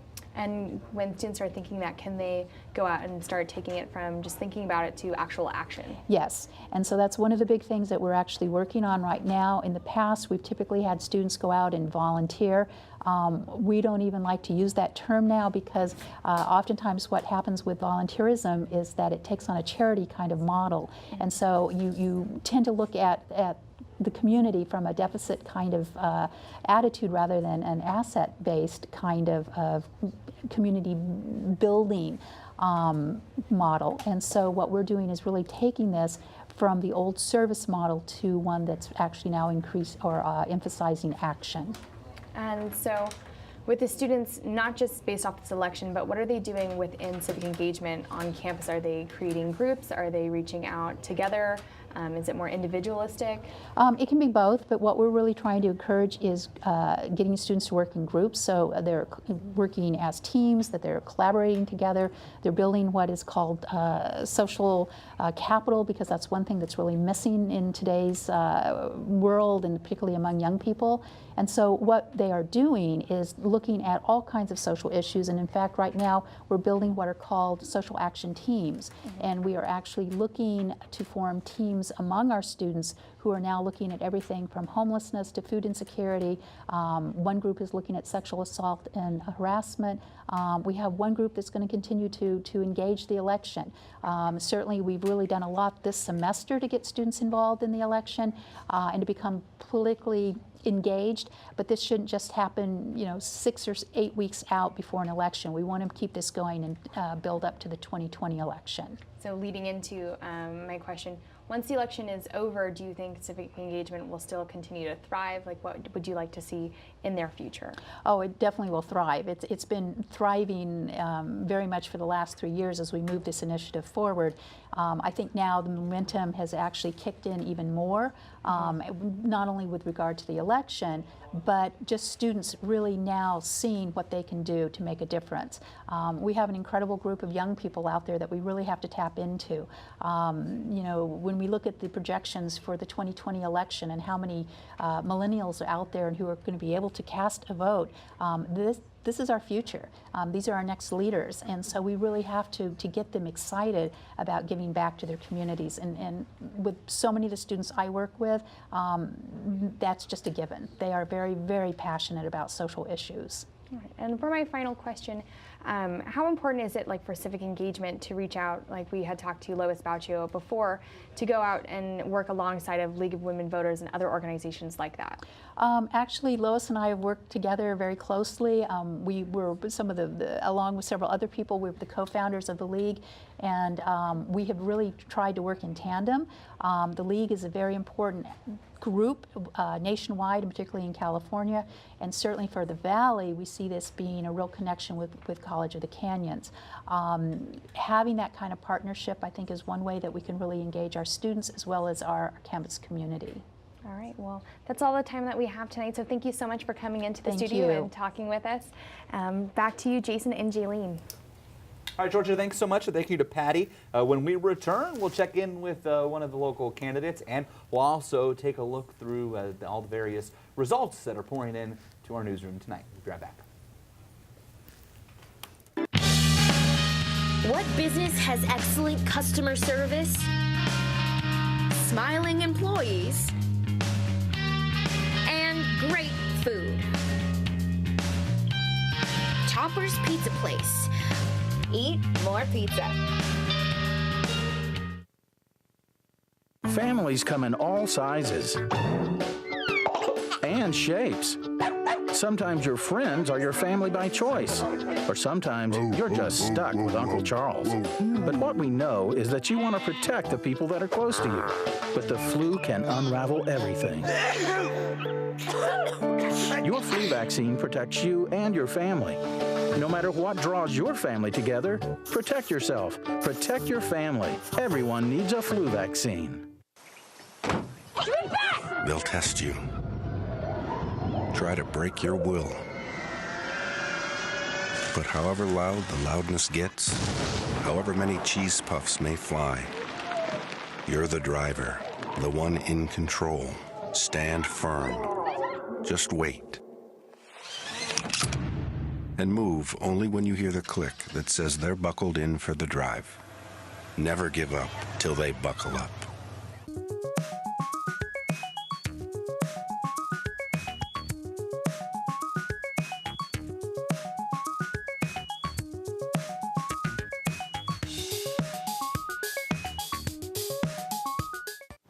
College of the Canyons creates possibilities. It's a gateway to opportunities. A place where students learn they can believe in themselves. Behind every possibility at College of the Canyons are the people. Together we focus on achieving success, one student at a time. That focus is a reflection of what we value.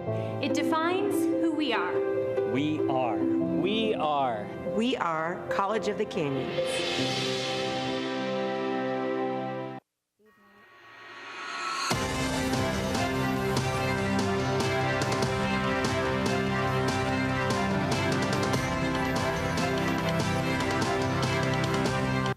And welcome back. Up next, we have Savannah Birchfield with the 25th District Representative Steve Knight. Savannah? I'm Savannah Birchfield here with Steve, and I wanted to ask you, How do you think the night is going so far? What are your hopes for the polls this evening? Well, the hopes are that I win. It's going to be a close race. Everybody knew that across the country. And, we'll just have to see. Yeah. And if the House flips and you are reelected, what will it be like going back to D.C.? Well, I think the House has already flipped. I was in the super minority here in California, so I understand that very well. You've got to work with everyone, so it won't be a big difference other than we don't have the leadership. How has it been for you running a campaign as a Republican, both in California and in the current political climate? Well, I don't know. I think this district is very close. It's a Democrat district. There's no doubt about that. But I think that people are looking at, what I've done for the district, how I've represented this district, and I'm hoping the majority of them like it. What has it been like for you running a district that's really purple? They're really mixed with their political preferences? Well, I look at things as kind of black and white. Republican and Democrat have got to work together. So I can't just work with Republicans, even though if we were in the leadership. You've got to work with everyone. So purple or not, it's still the same thing. If there's anything that you could say to your supporters and the people that helped you with your campaign, what would you like to say to them? Well, I want to say thank you. There's been an outpouring of help and support for me. There's been a lot of ground support here, a lot of contributions right here in the district. And I just want to say thank you. It's been overwhelming. Thank you so much for your time. I'm Savannah Birchfield. Back to you in the studio.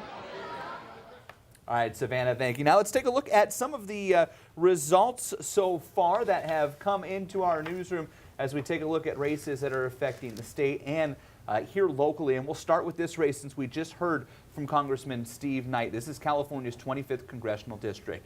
30% or just over 30% of the precincts are currently reporting. And right now, this race is literally coming down to the wire. Katie Hill, the challenger, the Democrat, with a slim lead right now, less than 60 total votes ahead of Republican Steve Knight. This is, by all accounts, looking at the national news sites, the closest congressional race in the country right now. We'll continue to keep an eye on that. Again, just over 30% of precincts are reporting there. Let's take a look at some of the other races happening here throughout California and locally as well. This is California's 38th Assembly District, the state assembly, of course, our version of the House of Representatives here in California.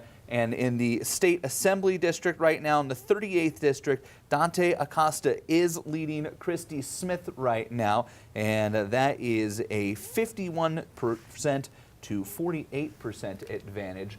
This here is the U.S. State Senate position, and right now Dianne Feinstein is leading Kevin De Leon, and it is important to note that in the state Senate race, Dianne Feinstein has been called the winner by every major news outlet in America, so expect Dianne Feinstein to once again be reelected. That was the 38th district there. Dante Acosta up on Christy Smyth right now. In the 36th Assembly District, it is neck and neck right now, although Tom Lackey has pulled ahead of Steve Fox with 40.4% of the precincts reporting. Tom Lackey actually now has a significant advantage over Steve Fox there as well. We'll check in on some of the other results here throughout the evening, and when we return, we'll take a look at some of the other races that are impacting the Santa Clarita Valley. So they say it's a man's world? I don't see anybody's name on it. While they were doing their thing, we slowly changed all that. Today, women can do anything men can do. And there's one thing we're even better at.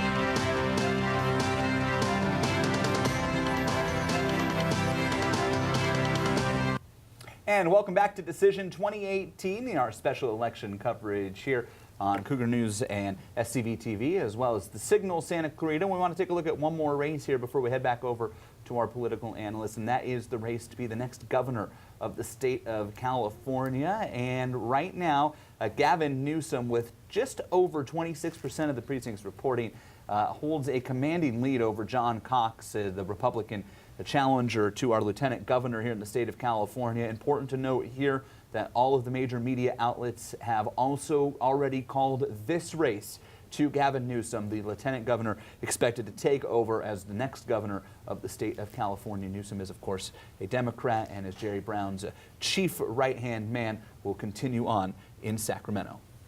Now let's take a look with our analysts, Lena and Mike. Thanks, guys. One race we haven't really talked too much about tonight is the Santa Clarita City Council election. We have 3 incumbents who are up for re-election. The last thing listed on the ballot, right? Right, and 15 candidates, and you can vote for up to 3, and as few as 1, but or none at all. And right now, all 3 incumbents are in the lead. Lorene West, who has mayor as her ballot designation, is in first place, followed closely behind by Marcia McLean, who's the current mayor pro tem, and then Bill Miranda, who this is actually his first election. He was appointed to the seat that was vacated by Dante Acosta. The city council appointed him. So it's interesting to see how he performs. Yeah, that's the one I've been really curious about because, again, we're really new to this November even year city council election. It's only our second one. Right, we used to have these. First one was 2 years ago. I remember it so well. We used to have these tiny little elections, like just 13,000 people voting or something, and it's all anyone talked about for months. Now it's like the 8th most important or 8th most talked about race, and it's way deep on your ballot, and it's really confusing. And really hard for a campaign to control. I mean, I think that's where ballot designation is so important, because when you had really small turnouts in this little local election, you could have one person. I mean, the financials on that were much lower. Right. It was much cheaper to get your message out. Your universe you were going to was much smaller, right? The people who were going to turn out were just going to go vote for the Santa Clarita City Council. They weren't going to vote for governor, for Congress, for president, for, 2 years ago, the first time, I mean, we knew, my husband Cameron was on the ballot, and we knew that the turnout was going to be so much higher, and that it was just a totally different race. And he was trying to unseat an incumbent, but of course he had some name ID and some other things going in. But I think that ballot designation is tremendously important, and so the incumbents have an advantage when it comes to that. An interesting note, Diane Troutman is behind Bill Miranda. She has run before. Her ballot designation is a nonprofit, I don't remember, something about nonprofit administrator or something. And behind her is Ken Dean, who really hasn't done a lot, and he performed well 2 years ago. But he's first on the ballot and has educator listed as his ballot designation. So I think it kind of proves that point that, by the time people are getting to that race, the knowledge of the race is quite a bit lower. So ballot designation's important. And obviously, whatever those candidates can do financially to get the word out is significant. Right, the slightest whiff of name recognition can go a long way, and it's also worth noting. I want to say your husband was the last candidate to get a majority of the vote, and that was almost 20 years ago. He would be able to give you the exact number of that, but I really don't know. Typically the winning candidates are scoring in the 30s when it comes to the percentage of people who actually voted for him. It's hard for us to tell here because people get 3 votes, but anyway. And there's a lot of candidates this time. I mean, it's a really full ballot. Right. I mean, another candidate who had kind of popular support was supported by Bob, the other incumbent, who's not on the ballot but had his support. How is he doing? Jason Gibbs. Jason Gibbs, 9th place, running less than half as much as the 3rd place. So. And he had the support of Bob Keller and the support of a lot of influential people in Santa Clarita, but I just think it's tough. It's tough when you just don't have that name recognition in a large election like this. Right, just a big guess. There's some things we know, but a lot of things we don't, and that's what's so fun about these results coming in, because we get to see how it plays out. Yes. So we'll keep watching, we'll keep analyzing. Back to you guys. Yeah. All right, thank you both. When we come back, Georgia Rios will have another interview with us, and we'll take a look at more election results here from throughout Santa Clarita Valley and the state of California. College of the Canyons creates possibilities. It's a gateway to opportunities. A place where students learn they can believe in themselves. Behind every possibility at College of the Canyons are the people. Together we focus on achieving success, one student at a time. That focus is a reflection of what we value. It defines who we are. We are. We are. We are College of the Canyons.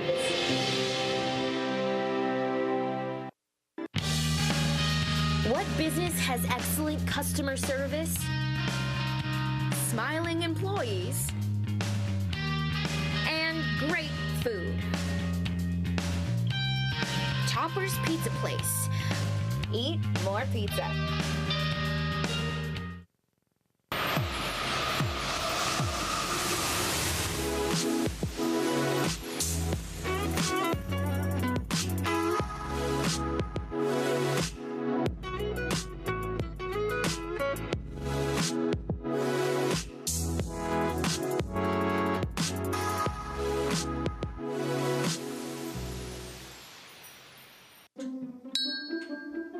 How to start that conversation with your friend about their mental health. First, make sure you aren't too far away. Closer, closer. Whoa, whoa, whoa, too close. Now ask something open-ended like, you all good? Are you all good? Or is everything okay? Is everything okay? Well done, awkward teenage actor. Actually, no. Thanks for asking. Find out how you can help a friend with their mental health at seizetheawkward.org.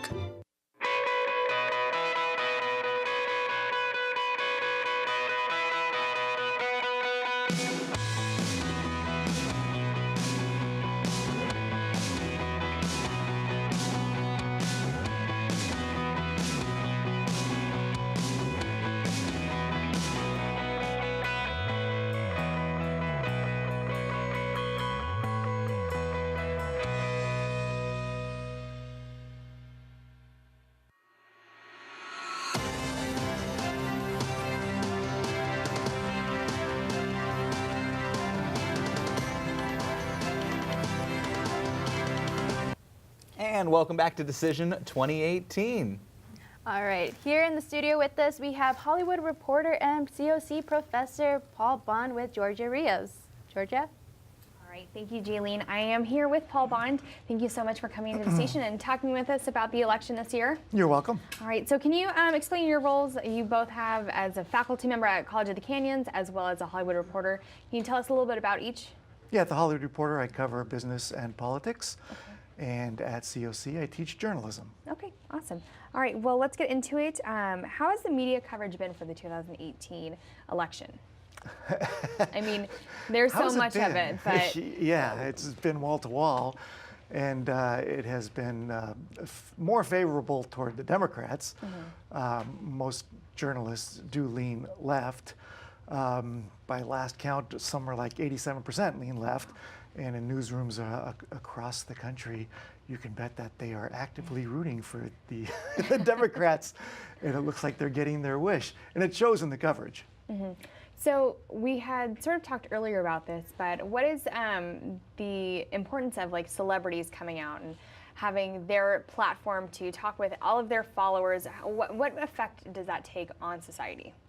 It's complicated because only about 9% of the people we polled, we did a scientific poll on it at the Hollywood Reporter, only about 9% said they actually care for celebrities to weigh in, but then 25% said that a celebrity has actually swayed their opinion. So on one hand, they don't want to admit that they listen to them. On the other hand, they sometimes admit that, yeah, their opinion has been swayed.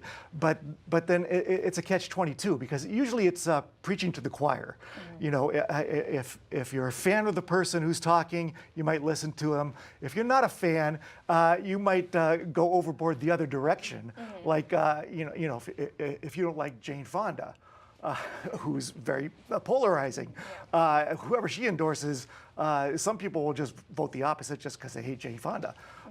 So it can be very polarizing, and a lot of consumers of news and Hollywood, they're not impressed with Hollywood, especially in the middle of the country. It's not like New York and LA where we might get excited about the celebrity culture. In a lot of places in America, they despise the celebrity culture, and a celebrity endorsing you could be like the kiss of death in some situations. So rather than a celebrity endorsing them, with Katie Hill's campaign, we've seen that actually Vice has taken it as a documentary to her campaign, following her around. What impact does that have? Will that change the future of different campaigns because she's getting so much attention through Vice? Well, Katie Hill ran an election specifically targeting that generation, the generation that watches Vice. A lot of Americans have never even heard of Vice. They wouldn't know how to find it. So, but people in their 30s, and she's only 32. So people her age and a little bit younger wouldn't know how to find Vice. It's kind of like confirmation bias. If you're a fan of Vice, you're probably voting for Katie Hill anyway.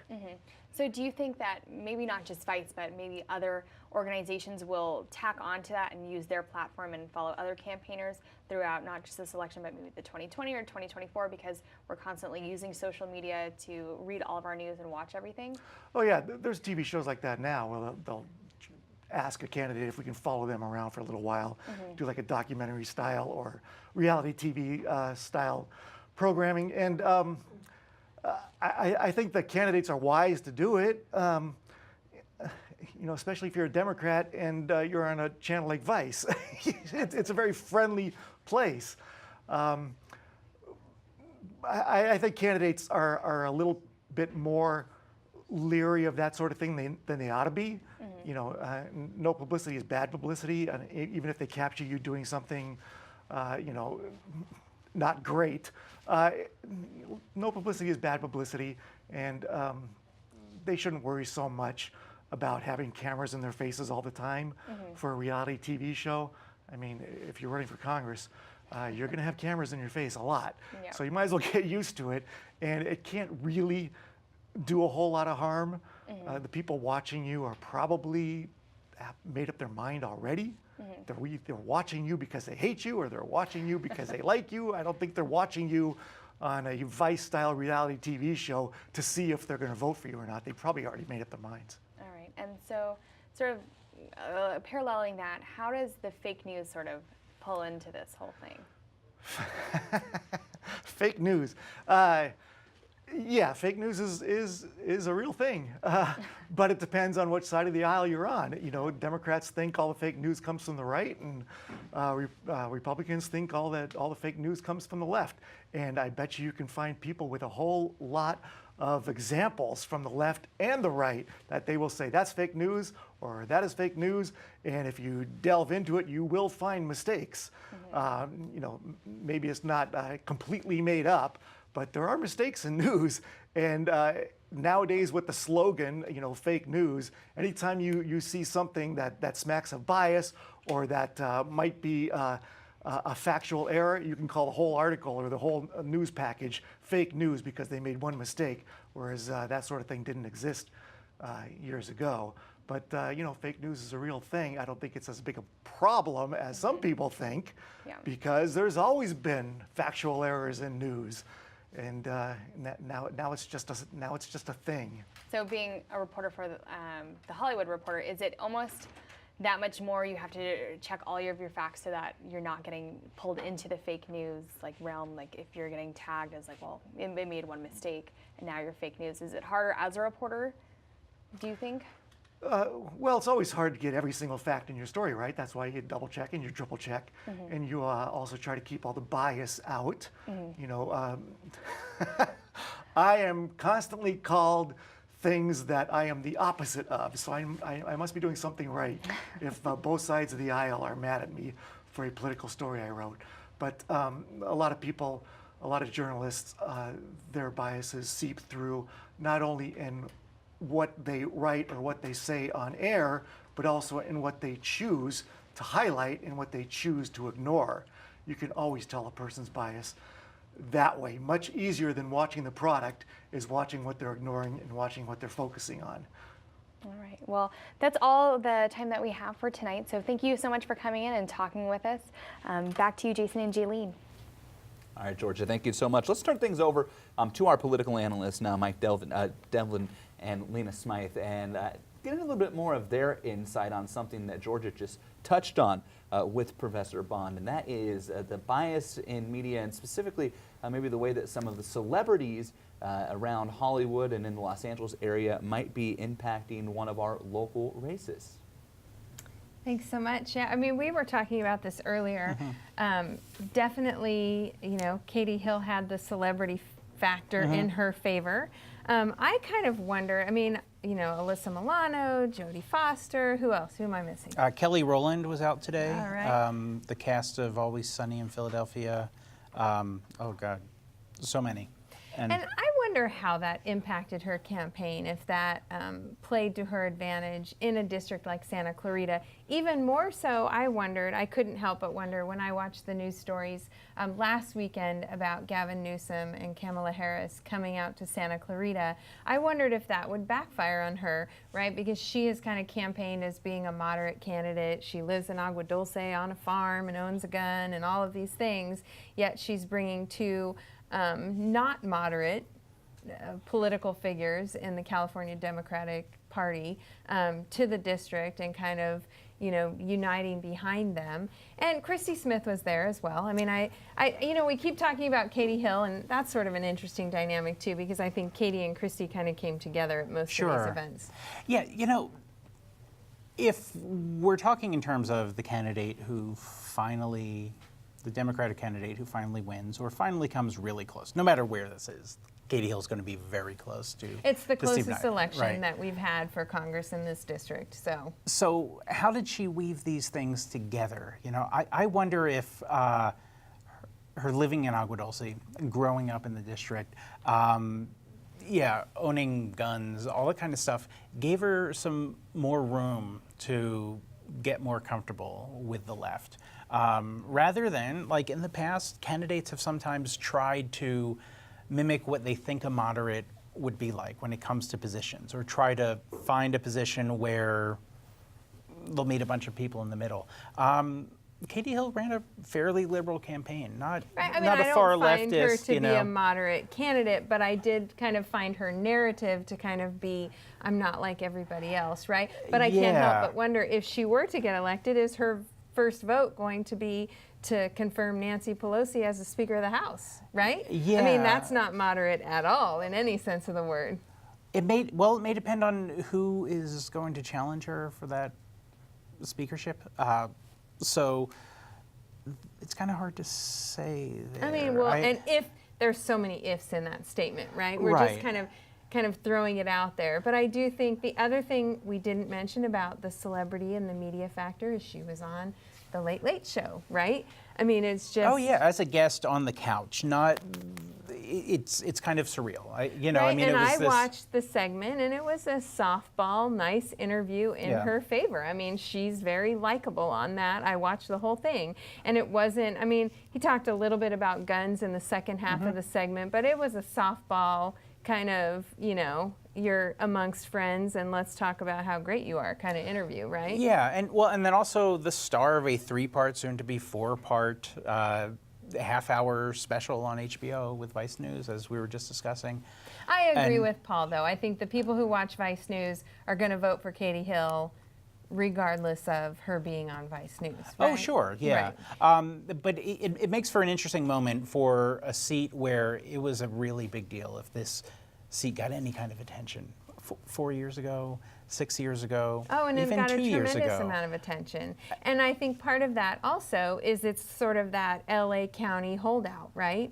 So that was the other kind of dynamic, I think, with this race is that, you know, and one thing I mentioned to you when Kamala Harris and Gavin Newsom came, I said, are all those people really from Santa Clarita, right? I mean, certainly many of them may have been, but I have to wonder if people who just want to meet Gavin Newsom and Kamala Harris, who maybe live in Pasadena or the San Fernando Valley, want to come up, and that celebrity factor brings them in. But how did it impact the people who live in the district, who vote in the district?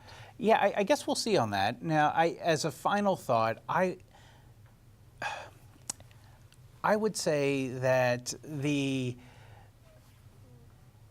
potential, what it brought all these people in LA with all this pent-up frustration with the Trump presidency without an outlet to express it. Suddenly you have like all these volunteer opportunities. People who otherwise would be working in their local districts could come here. And that was celebrities to just wealthy business people. This was a local outlet to a lot of people. So. Well, and I'm going to say that one more time because I like to have the last word. but I also think that when there aren't competitive races in the city of LA, right, they're all going Democrat, it's easy for those volunteers to just come right over the hill into Santa Clarita. Yeah. And so that drives volunteerism as well. So we can agree on that. Yes, we can. Okay, tossing it back to you guys. All right, thank you both so much, and we'll be right back with another look at some of our local results.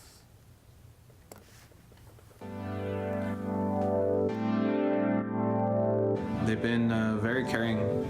They care about every single student that's in the class. Everyone seems to be like pretty friendly with each other. Like no one's really afraid to ask each other for help. Working with other people, not being ornery, actually, listening to what people say, collaborating with them to create a really good product. It's great to use the same stuff the pros use, especially at a community college. Hopefully we give them a pathway to have their creativity showcased. I've gotten a great education. I love the access to equipment. I've made lifelong friendships. I have great teachers.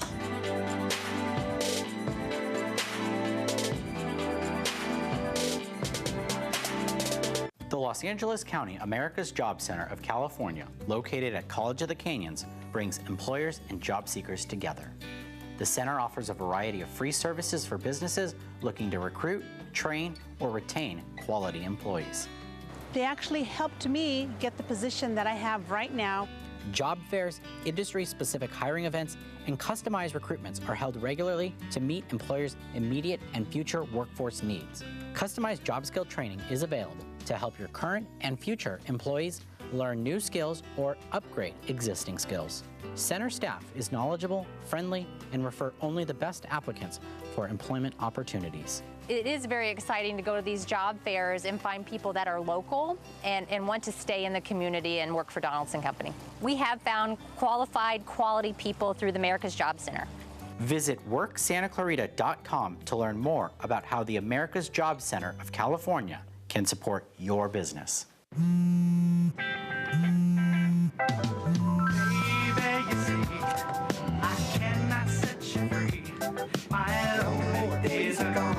That's why I'm never gonna let you go.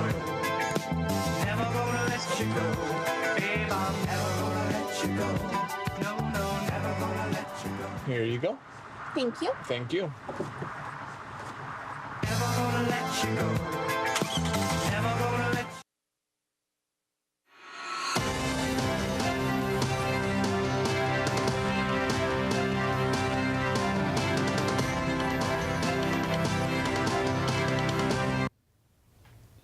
And welcome back here to Decision 2018, our live election special. And we are going to take a look at some of the results here that are going on throughout the Santa Clarita Valley and throughout our state. And right now we're taking a look at California's ballot propositions here. And as you can see, there are quite a few props on the ballot. Prop 9 was thrown out by our state Supreme Court. And here's Proposition 6 specifically. Now a yes vote on Proposition 6 would repeal the gas tax that was enacted a couple of years ago. Right now, up on the no by about 300,000 votes, a little more over 300,000 votes. Proposition 6 trending in the no direction. That means the gas tax would stay. Same with Proposition 10. This is a controversial proposition that would allow local governments to impose control over the cost of rent in certain areas, and an overwhelming no vote right here. And several of the major media outlets in the state of California are calling Proposition 10 to a no as they stand right now. Let's throw it over to our analysts and get their reaction on the results so far for Prop 6 and Prop 10. Thank you so much. I mean, those are two propositions that I actually got a note on the Sacramento Bee that those have been called. Yeah. Proposition 6, I really think, I mean, my honest opinion about Proposition 6 is that if it was worded differently, it could have had a different result. But I just think to ask people to eliminate road repair and transportation funding is just, who wants to do that? I mean, the roads are, especially, I mean, down in Southern California, the roads are not great. Right. Right? Right. So when you're saying, oh, we're going to cut transportation funding versus we're going to repeal the gas tax that was passed by the legislature, I just think that it's just it's a semantics game on that one. But it is a resounding no, and it has been called by a major media outlet. So I think that one's a done deal. Yeah, like we were saying earlier, I think this is going to be an interesting one to pick apart to see how it's made a difference throughout the state. Usually you would expect something like this in California, even though it's a fairly liberal state. Californians tend to vote down things that will directly raise their taxes. We'll vote up a lot of bond debt, but and the we usually Secretary don't. of State knew that, didn't he? But, you know, at the same time, I think, just like you say, we have a lot of problems with infrastructure, and this just cut the tax, took away the funding. It wasn't a constructive alternative solution. Had some other scheme that maybe people found more fair but still addressed some of the issues or addressed some of the costs.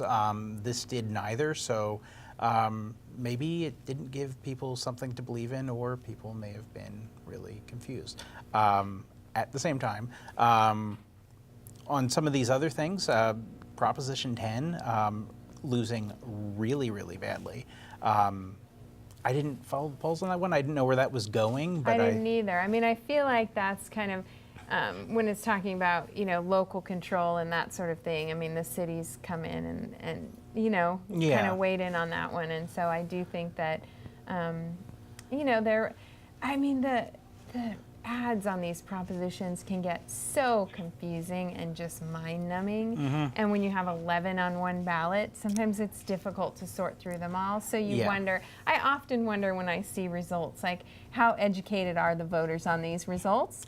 Or is it just, oh, don't like rent control, no. You know what I mean? Yeah, that's why it can be so surprising to see the disparity between the two, because, like, why do people have these hugely different opinions on bond issues? Correct, but it's like certain, you know, you put mental health in there up against hospitals, up against homelessness, up against, you know, water, up against, I mean, it's, and a lot of the other ones I don't believe have been called up to this point, but we have heard that Prop 6 and Prop 10 have both been called. Yeah, and, well. Yeah, that's it. We're going to throw it back to you guys, wrapping it up. All right, thank you both so much. When we return, we're going to take a look at some of the national races when it comes to both the House and the Senate. The House of Representatives flipping tonight, and we'll discuss how that will affect things moving forward. And Georgia Rios will have another interview. We'll be right back. So they say it's a man's world? I don't see anybody's name on it.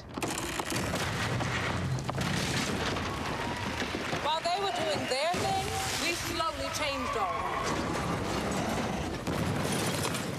Today, women can do anything men can do. And there's one thing we're even better at.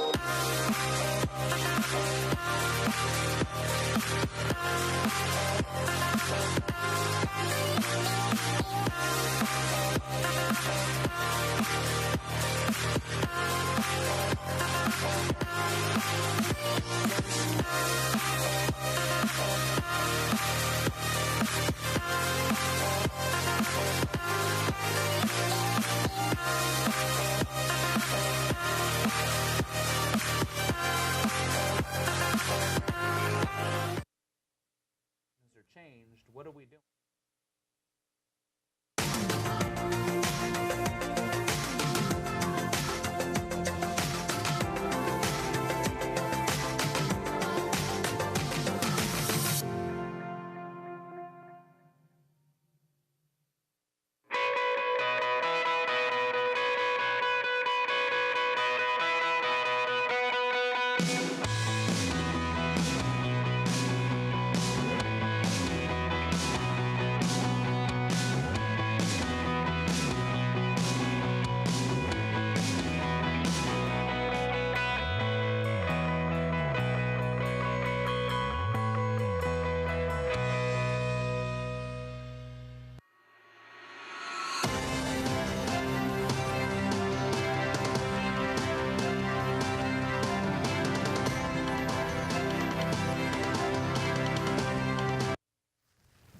Welcome back to Decision 2018, our live election coverage here. And just under an hour to go in our show. I want to take a look now at some of the national results that have come in both the House of Representatives and the United States Senate. And as we mentioned, big news for Democrats today.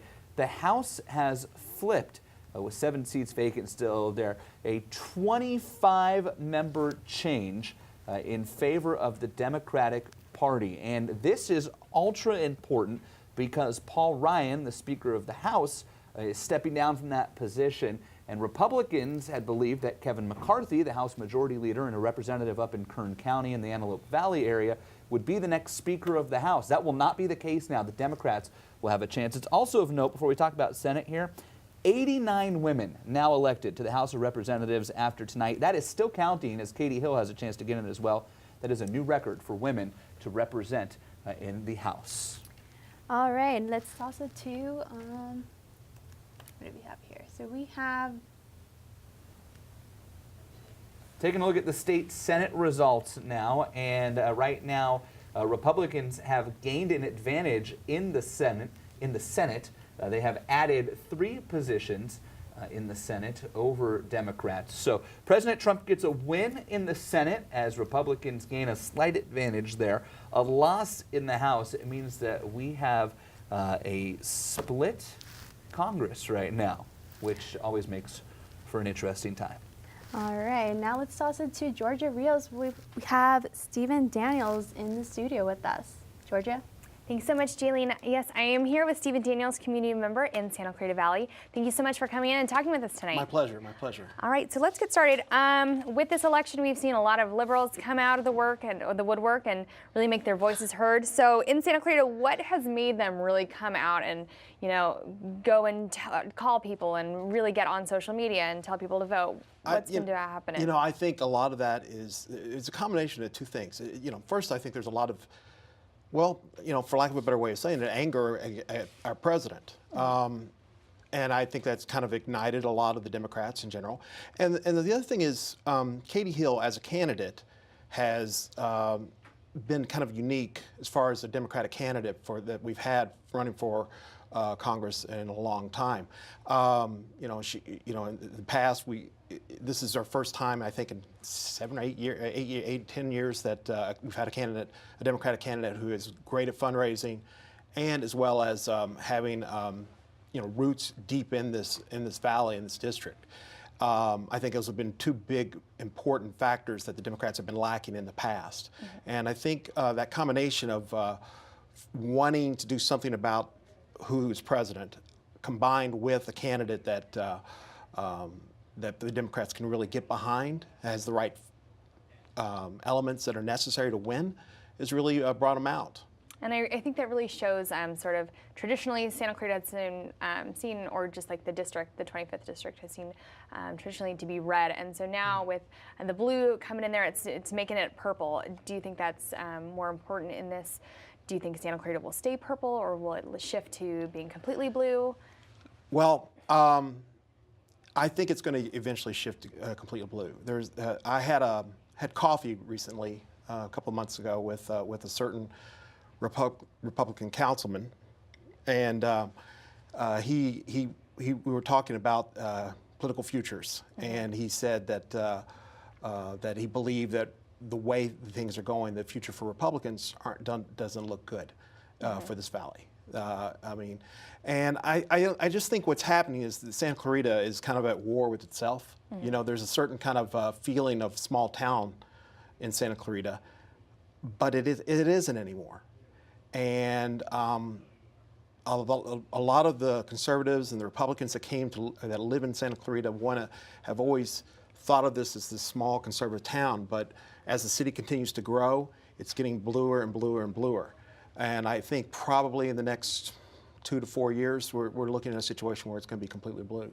All right, and paralleling Santa Clarita becoming larger, let's talk about sort of how the props are going to affect Santa Clarita, both for Prop 6 of the gas tax and then Prop 10 with rent control. So let's start with the gas tax. Like, what are the pros and cons looking from a Democratic view? Well, I mean, you know, the big issue with the gas tax really comes down to infrastructure, and finding the funding to make it happen. You know, it's a cliche to say, but the infrastructure in America is crumbling, and in California in particular. That being said, you know, the argument against it is that it's a poor person's tax. You know, when I used to work in Hollywood, and I used to commute, you know, and that gas tax would hurt me horribly. And the arguments the Democrats have put forth have been things like, well, hey, the gas tax is really the equivalent of a Starbucks cup of coffee every day or whatever. And I'm like, well, I can't afford Starbucks every day, you know? So, I mean, there is that kind of yin to the yang. I mean, I certainly support the idea of infrastructure and things like that. I don't like the idea that just because I have to drive a little bit more, I'm going to be paying more for that tax than someone else. So. Right, and then switching over to Prop 10 with rent control, how is that going to affect people that are moving to Santa Clarita, or people who are in Santa Clarita and looking to move to a different apartment or to a different home?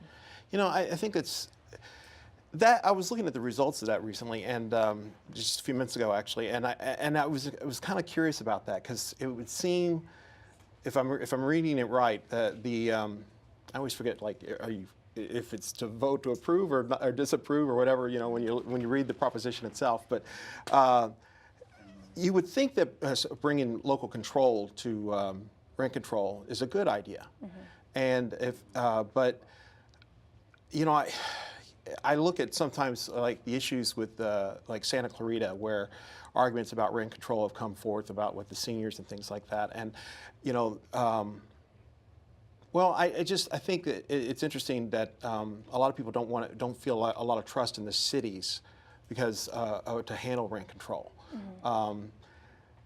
In principle, it seems like it's a good idea, but I guess that it seems like right now, from the way the results are going, that people are more trusting of the state. So, which makes a big difference and has a trusting. So, for our last question, how do you define yourself as a community member in Santa Clarita? people are so stereotypical of a Democrat and a Republican and how they act towards each other. How do you seek to change it, or how do you act upon it? I'm just a guy that talks to people. I mean, you know, when I do my podcast, I don't hide my politics, but I consider myself very pragmatic. I mean, you have to talk to the other side when it comes to things, and really, ultimately, I think when it comes to politics and everything, there's a need for both sides to not be happy, in the sense that there has to be compromise from both ends. And I you know, I'm not opposed to voting for a Republican. I'm not opposed to voting against a Democrat. It's really going to come down to who's got the better ideas, and it should always come down to that, you know, regardless of party affiliation. And I think Santa Clarita is a great example of a city or a part of the nation that's just, you know, so polarized now that we've stopped listening to the other side, you know, and really that nothing's going to ever get done until we start listening to the other side, except the fact that you're not going to be completely happy with the end results, but if you work together, something can get done where maybe there's a little bit of satisfaction from both sides. All right. Well, that's all the time that we have for tonight. So thank you for coming down and talking with us. Jason and Jailene, back to you. All right, Georgia, thank you so much. When we return, we'll have a couple more interviews from out in the field, take another look at results as well. What business has excellent customer service, smiling employees, and great food? Topper's Pizza Place. Eat more pizza. Families come in all sizes and shapes. Sometimes your friends are your family by choice, or sometimes you're just stuck with Uncle Charles. But what we know is that you want to protect the people that are close to you. But the flu can unravel everything. Your flu vaccine protects you and your family. No matter what draws your family together, protect yourself, protect your family. Everyone needs a flu vaccine. They'll test you. Try to break your will. But however loud the loudness gets, however many cheese puffs may fly, you're the driver, the one in control. Stand firm. Just wait. And move only when you hear the click that says they're buckled in for the drive. Never give up till they buckle up.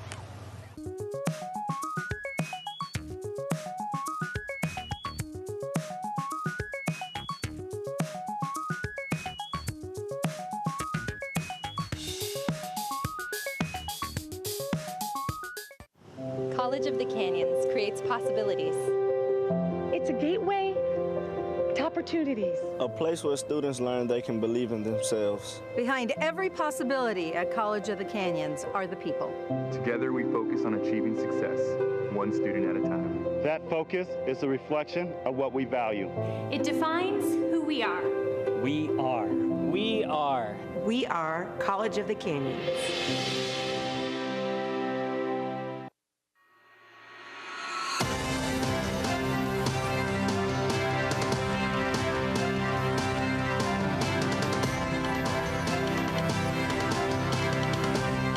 And welcome back. Up next, we have Michelle Lutz in the field interview with Lorraine West. Michelle? Thanks, guys. I'm Michelle Lutz here with Mayor Lorraine West. She is running to keep her seat on City Council. So we have a few questions for you. How are you feeling now that the campaign is over and you know all that is left waiting with the results? I don't think that's her. Oh, it's been a great opportunity to serve my community, and I'm just thrilled and very honored to be a city council member and serve as mayor. And we live in a great quality community and so many great things like COC and our other colleges. We are a very special community. I'm just proud and honored and happy to be here and thrilled to be in an election in the best town and city in California. Awesome. And what are your thoughts on how your opponents campaigned? Do you think it was a fair race? Oh, of course. Of course. Everybody worked hard. Awesome. And if reelected, what are you hoping to accomplish in this next term? Well, I think the most important thing is for us to continue keeping our quality, keeping a safe city. We're working toward expanding the arts, expanding libraries. We're expanding into a new senior center, new sheriff station, new Canyon Country Community Center. We're working on some more trail sections, and we certainly want to continue to keep the open space moving forward. We're at almost 10,000 acres now, and I want to complete that green belt around Santa Clarita and permanently protect us for all future generations. Of course. Well, thank you so much for speaking with us tonight. We really appreciate it. And once again, I'm Michelle Lutz, and back to you guys in the studio. All right, Michelle, thank you very much. And before we get to some of the results happening here locally, and we'll take a look at the City Council race as well as the College of the Canyons Board of Trustees race, which are both coming up. We'll also get back to our analyst as well. We do have one more interview from out in the field for you. Cougar News reporter George Ventura has been out all evening gathering interviews, and he is standing by with Santa Clarita City Council candidate Diane Troutman. How's everyone doing tonight? I'm here with Diane Troutman. Thank you for taking the time to do this today. Yeah, my very first question is, now that I know the campaign process can be a little grueling, but now that we're finally here election night, what's your emotion? What's the first thing running through your mind? I'm just excited about the energy that I've seen throughout the entire campaign. And you know, we've all kind of ridden that roller coaster of, oh my gosh, are we going to be able to do this? Oh yes, it looks great. Up and down, up and down. It's just nice to finally reach this point and have a very positive feeling no matter what the outcome is. Because we're really united, and I think people are charged up and ready to make some change, no matter what the voting outcome is. And do you feel like you got your message across to your voters in this campaign? I think so. I think that, you know, we didn't have a lot of resources, and I think they used them very well. I got good responses from people no matter where I went, whether it was a forum or just meeting people in someone's living room, you know. It was well received, and I think people would come up to me and say, yeah, it's time for change. Yeah, we need some turnover here. I just added a blue, so this whole period, I think, has Having some problems there with George and Diane Troutman, but we want to take a look at some of the results here locally, and we'll start with one of the races that features Diane Troutman. All right, so we here have our 5 top city councils. We got Lorraine West and Marcia McLean, Bill Miranda, all incumbents here. We also have Diane Troutman and Ken Dean. We have about 14% of the percentants reporting here today. And again, the top 3 will be elected to the Santa Clarita City Council. Right now, it appears that all 3 of the incumbents will stay on the City Council.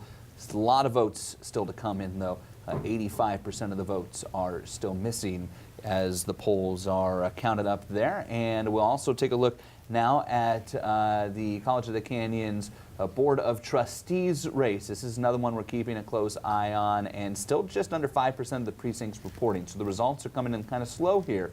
But Joan McGregor holding a lead over Anne Marie Bjorkman right now, and that lead is just under 500 votes, or about 25%.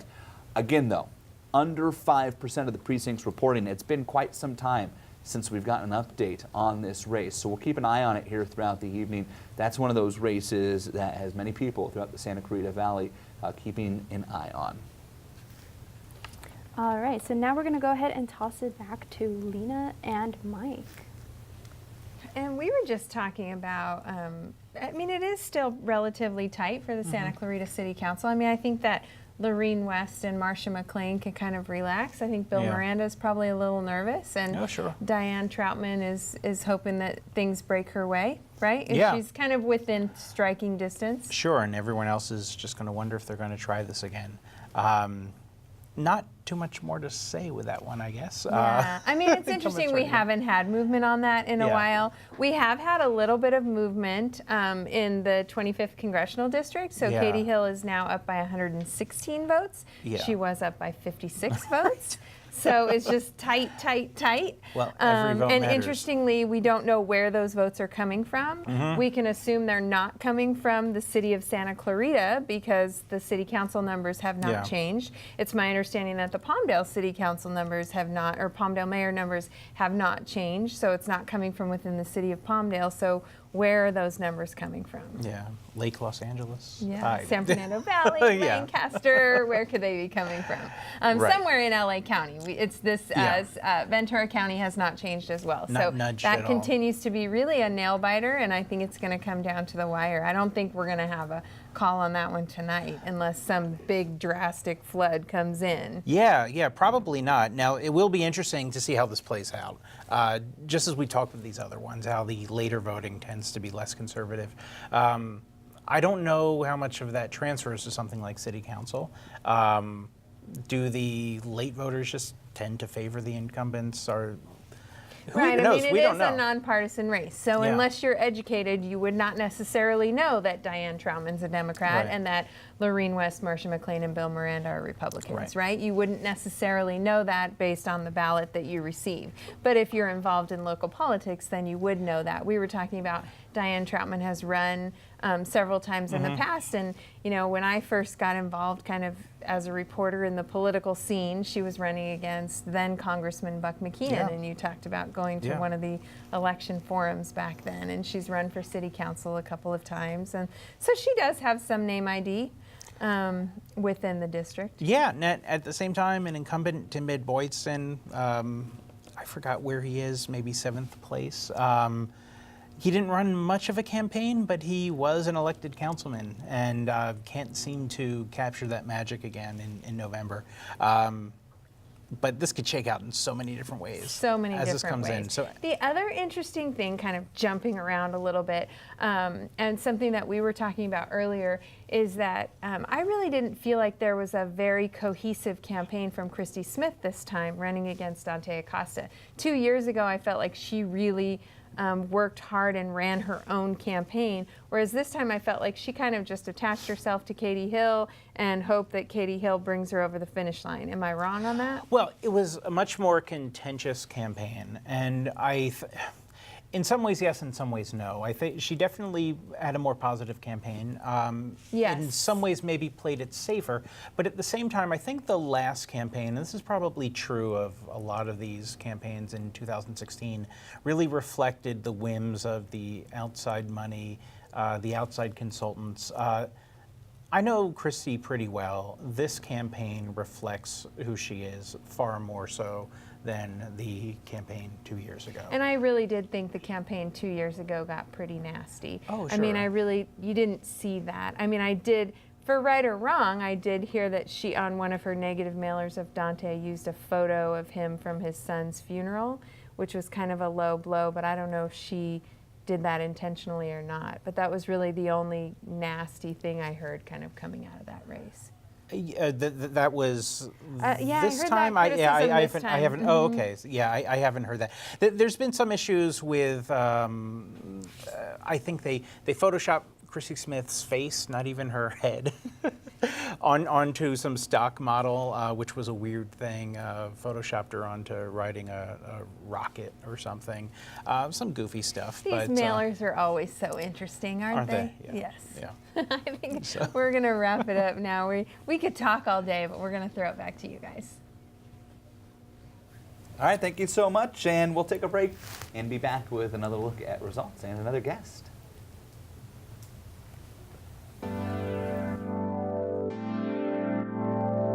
They've been very caring. They care about every single student that's in the class. Everyone seems to be like pretty friendly with each other. Like no one's really afraid to ask each other for help. It's working with other people, not being ornery, actually listening to what people say, collaborating with them to create a really good product. It's great to use the same stuff the pros use, especially at a community college. Hopefully we give them a pathway to have their creativity showcased. I've gotten a great education. I love the access to equipment. I've made lifelong friendships. I have great teachers.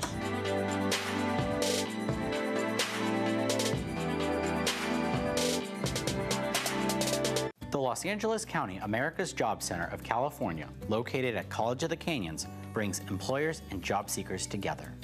The center offers a variety of free services for businesses looking to recruit, train, or retain quality employees.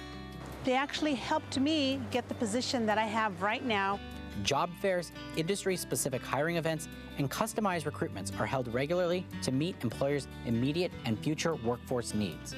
Customized job skill training is available to help your current and future employees learn new skills or upgrade existing skills. Center staff is knowledgeable, friendly, and refer only the best applicants for employment opportunities. It is very exciting to go to these job fairs and find people that are local and want to stay in the community and work for Donaldson Company. We have found qualified, quality people through the America's Job Center. Visit WorkSantaClarita.com to learn more about how the America's Job Center of California can support your business.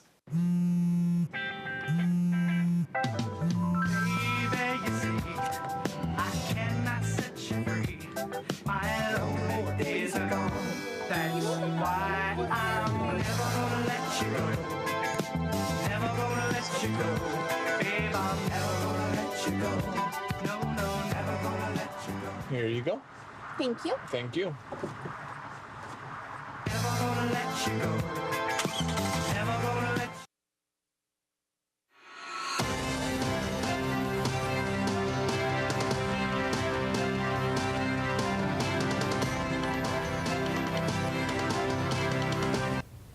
Welcome back. All right, so here we have Georgia Rios with another interview. This time we have Dave Gus. Thanks so much, Jailene. I'm here with Dave Goss, the Vice President of the Conservative Action Group. Thank you so much for coming down to the station and talking with us tonight. Not a problem. Glad to be here. All right, so can you tell us a little bit about what your background is and what the Conservative Action Group is? Well, I've always been politically involved, just paying attention, and a good friend of mine, Matt Funicello, started the Conservative Action Group. It was supposed to be SCV related, and it just sort of grew out of SCV, started becoming SoCal, grew out of SoCal into California, and now we've kind of gone nationwide. So we are an official 527. So we're just a group that promotes conservative values, conservative legislation, and conservative candidates. Okay, all right, well, let's get started within the legislation and go into the props. So we're going to talk about Prop 6 of the gas tax and Prop 10 of rent control. So pros and cons, opinions on each? Prop 6, it's actually very sad to see that there's so many that are voting no on this. I think that they were completely misled on what was going to happen with this. There is the money issue. Everyone's going to look at it and go, yes, Prop 6, we don't want to pay extra money for gas. You know, we don't want this extra tax on there. No one talks about the gas swap or the gas swap tax that happened, gas tax swap that happened in 2010, which is going to actually lead to another 7 cents that's going to start in July 1st of 2019. But one of the bigger issues with 6, I feel, is the fact that we did not give the power back to ourselves. Without passing Prop 6, this continues to let the legislation with 2/3 vote in both House continue to raise our gas taxes and our registration fees without the voter input. And so I felt that it was very important for the voters to have the input on what they're going to spend how their gas taxes or the taxes are going to be spent. And so it's very unfortunate that we now continue to allow Sacramento to tell us how much we're going to be paying for gas and how much we're going to be paying for our registration fees, as opposed to allowing the people to do it, which is kind of what America was meant for in the first place. So I'm very upset about that. I wish it had gone the other way, but unfortunately it didn't. As far as 10 goes,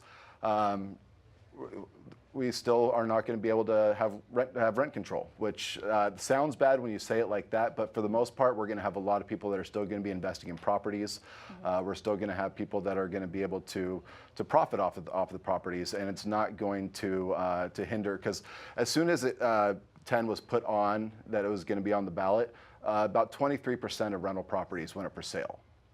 And that could have been, that's gonna people that can't afford a home and that need to rent, even though prices are high, it's gonna be even harder for them to get housing if they didn't have those rental options. So both of these will be directly affecting all of the people in Santa Clarita. Oh, 100%. 100% they will. And I mean, it's going to affect all of California. And it's going to allow people to still rent. And the prices may be a little bit higher than they want, but they're going to be available, as opposed to being owned homes that they're not going to be able to rent. So it helps investors a lot in Santa Clarita, and it helps in California. So I think it's better that we did not pass Prop 10, that Prop 10, but unfortunately with 6, that's going to really hurt us at the wallet. My opinion and kind of analysis, I think we'll be looking at $5 to $6 a gallon sooner than later. All right, well, switching gears to the candidate races, let's go to the school board race in regards to Kelly Trunke, Jeff Martin, and Joe Messina. Can you give us a little about your opinion on this?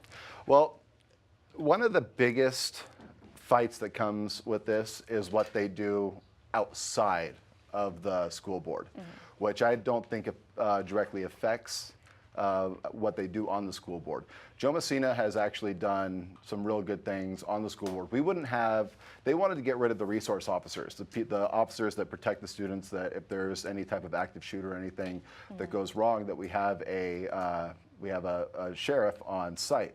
There was discussion of getting rid of that, and Joe was actually a big part of making sure that those resource officers stayed there. Some people have a problem with what he says outside of the school board when he's not on the dais, but it's a matter of action, and it's not the words. It's a matter of action, and I think that what he's done on the school board has really helped. I'm also on the Measure SA committee, and I kind of see what the school board is dealing with when it comes to the development of such as the performing arts centers that have been built and Castaic High School. And so I feel that the school board as a whole has done a good job. There's some hiccups that have happened, but that comes with the territory. But I think that Joe's done a great job. Kelly, I don't think was necessarily there for the right reasons.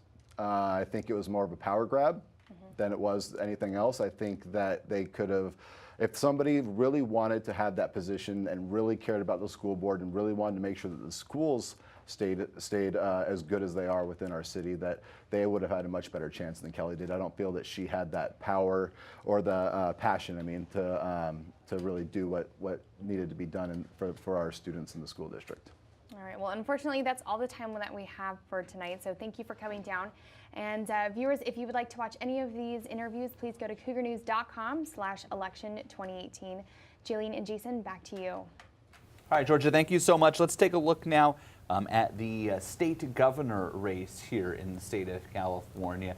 And this is a race that was called awfully early on. As a matter of fact, less than 10 minutes after the polls closed, this race was called by a majority of the news outlets. And it's important to note now that Republican challenger John Cox has conceded this race with just under 40% of the precincts reporting. That means that Gavin Newsom, a Democrat, and our former lieutenant governor here in the state of California will be the next governor of the state of California. Right now, again, 38.4% of the precincts reporting. Newsom has about 57% of the vote, and John Cox has conceded that race. All right, once again, we're going to go ahead and toss it back to our analysts, Lena and Mike. We were just looking again at the congressional numbers coming in. Yeah. We had another kind of flood of numbers come in, which we're not sure where those are coming from exactly. We know that our Santa Clarita City Council numbers, again, haven't changed. But when you add up LA County and Ventura County right now, Katy Hill is up by 182 votes.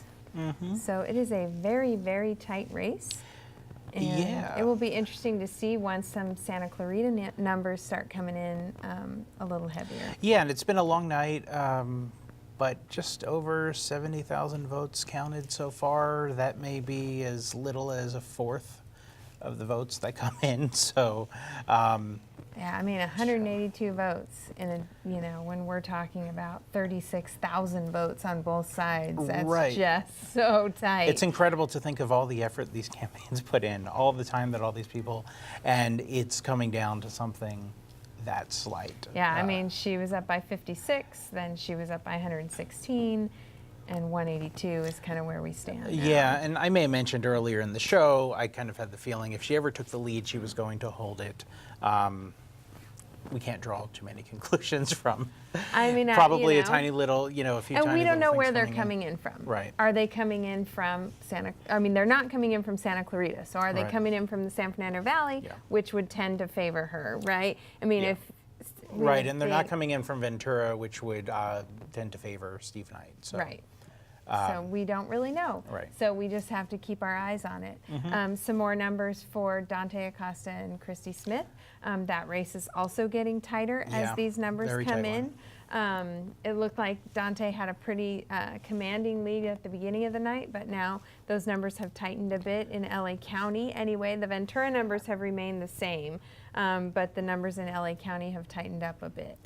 Yeah, we're at less than a 4-point spread between the two candidates, and we don't really know what to expect when it comes to this. And there's a little bit more of Ventura County in this seat than in the 25th, so there is some likelihood that Dante has a better night to look forward to than Steve Knight And we were does. talking about the registration numbers earlier, right?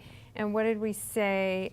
In the 25th, Democrats have a 4.3 percentage point advantage. And I don't remember what the 38th is. It's a little more evenly split, if I'm not pretty mistaken. much tied. Democrats just took the lead, but only by about 1,000 votes.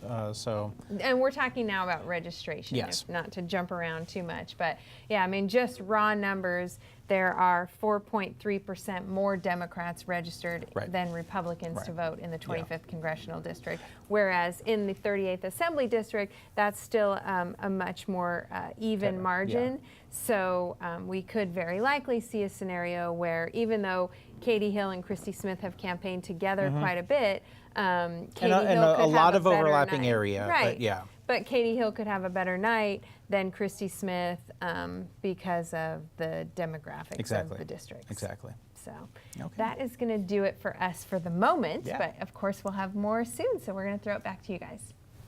All right, thank you very much. And yeah, we do have a lot to get to here now. Stuff really starting to flow into our newsroom. Right now, I want to send it over. Katie Hill, actually, we're just talking about there in that race for the 25th congressional seat. And Katie Hill just spoke a few moments ago.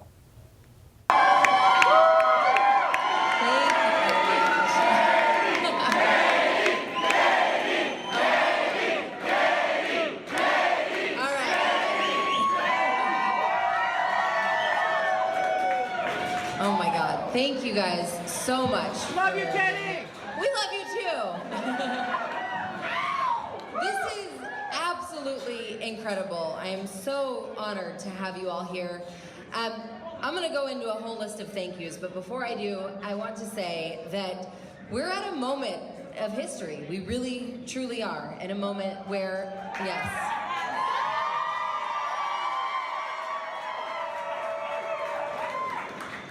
Where Americans are standing up, where young people are standing up, where women are standing up.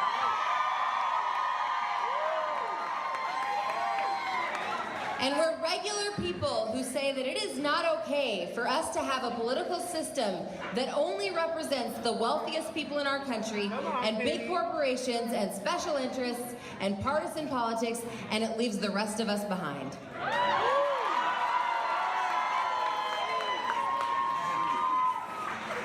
We don't know a whole lot yet, but what we do know is that we are seeing absolutely historic numbers on every single measure.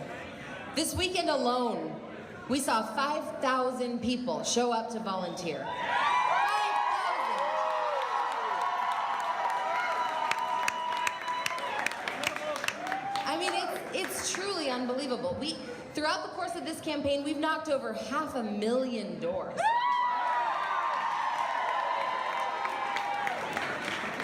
And the reason that's so important is that what we've done is we've given people a voice. We've let people know that their vote matters and that we're counting on them. And that the only way we can make change happen is if we are the change.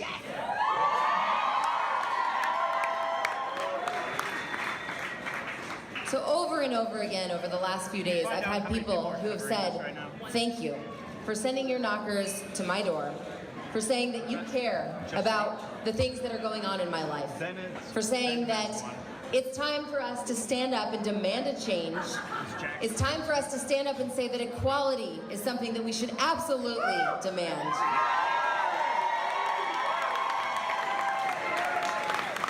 That health care is a human right.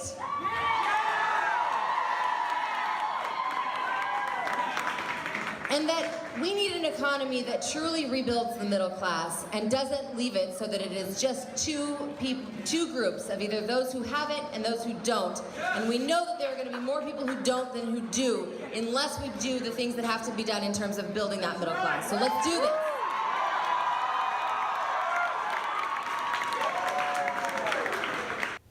And that was Katie Hill just moments ago at the Republican headquarters here.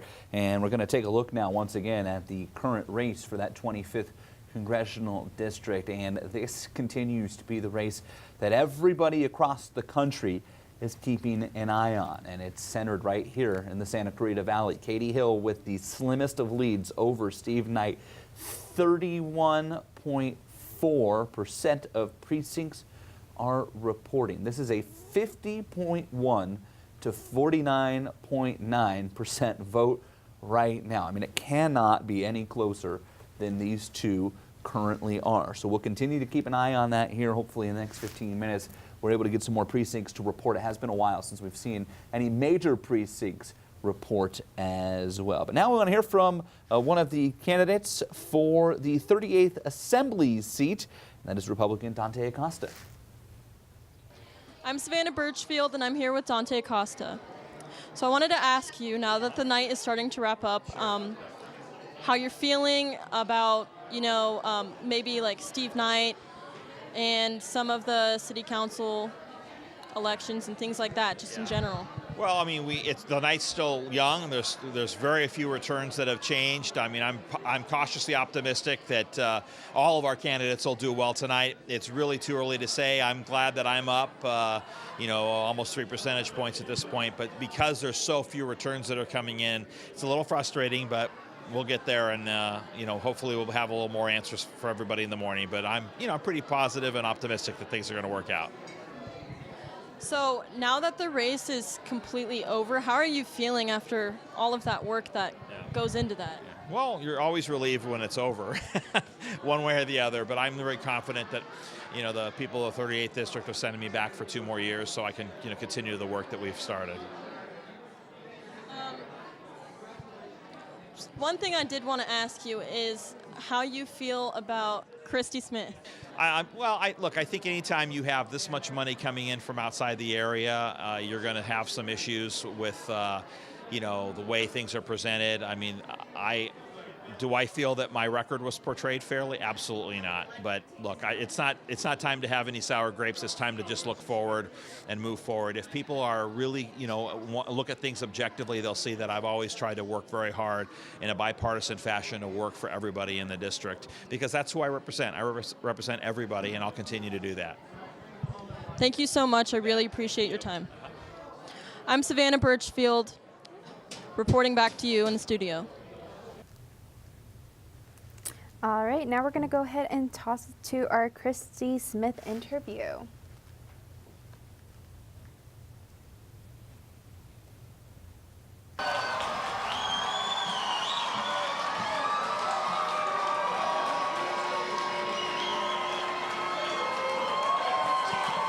Hi. All right. Thank you. Thank you, everybody. Wow, we sure know how to pack a house now, don't we? So welcome to everybody here tonight. Old friends, new friends, GOTV friends. As Ryan said, both of our races at this point too close to call, but it is looking good.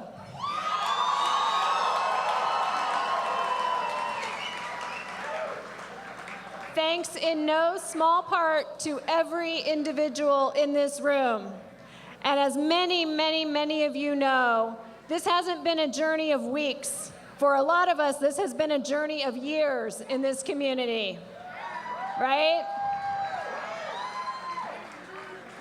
And today, we finally gave the communities of the 38th Assembly District and the 25th Congressional District something to vote for.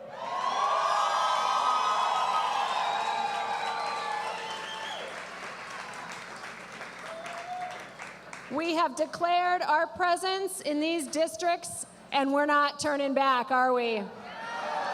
No. And so it's been an incredible journey that we have all been on. We know that regardless of our outcomes tonight, we still have a lot of work to do because there are so many important issues that matter all across our state that start right here at home in the communities of these districts. We want safer communities. We want fully funded education. We want common sense gun reform. We want to protect our environment, and we want to shut down Aliso Canyon. We want to clean up the Santa Susana Field Lab and Whitaker Burmite. We want to improve traffic. And no longer in these communities will we marginalize any voice.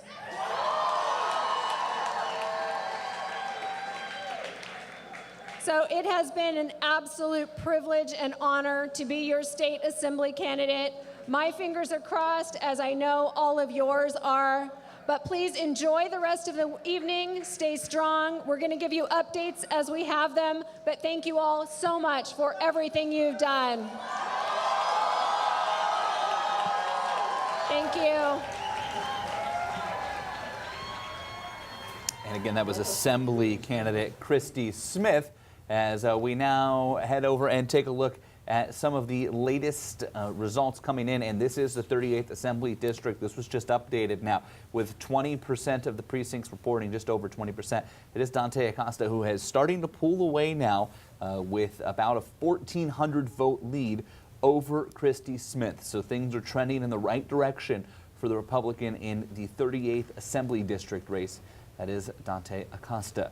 And we'll take a look now. I believe that we're going to have an update coming in here on the Steve Knight and Katie Hill race as well, as these are fresh numbers just into our newsroom with 33% of the precincts reporting.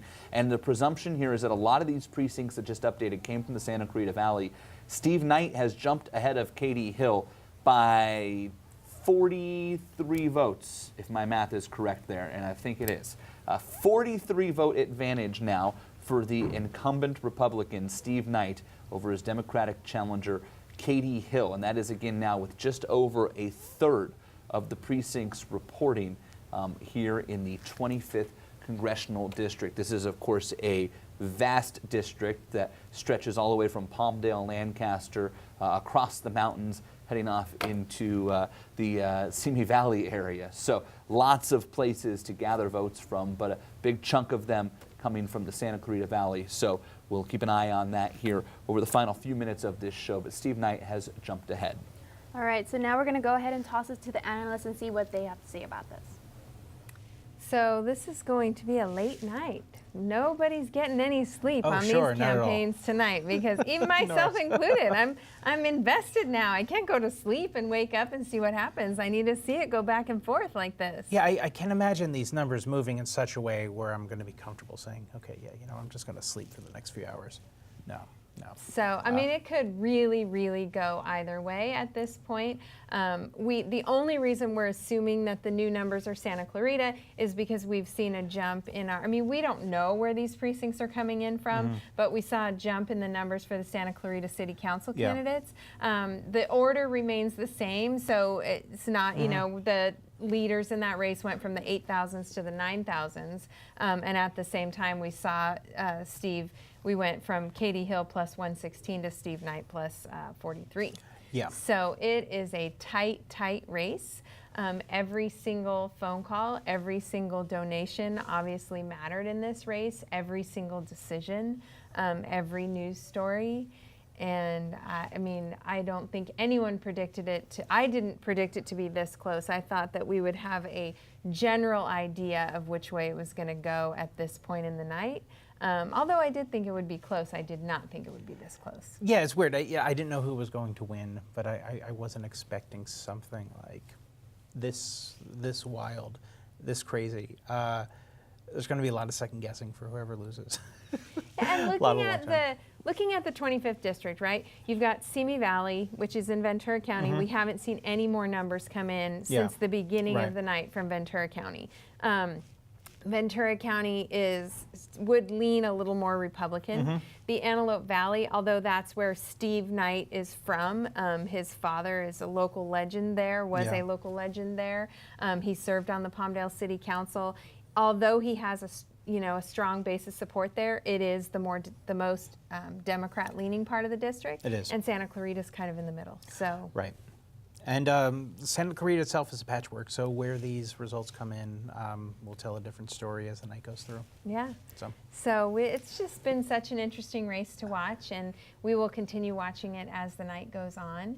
And we'll throw it back to you guys. All right, thank you so much, and we'll take one final break and be back with one last look at our latest results. College of the Canyons creates possibilities.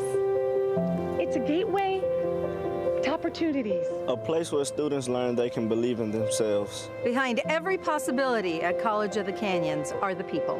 Together we focus on achieving success, one student at a time. That focus is a reflection of what we value. It defines who we are. We are. We are. We are College of the Canyons.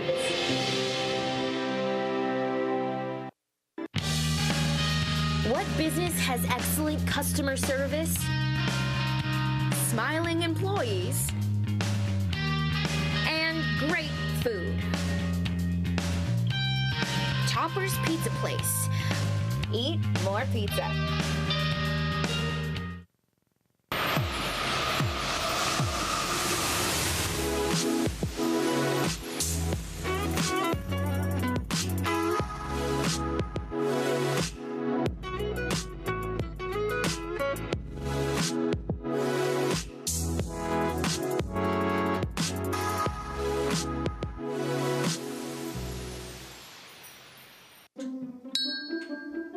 How to start that conversation with your friend about their mental health.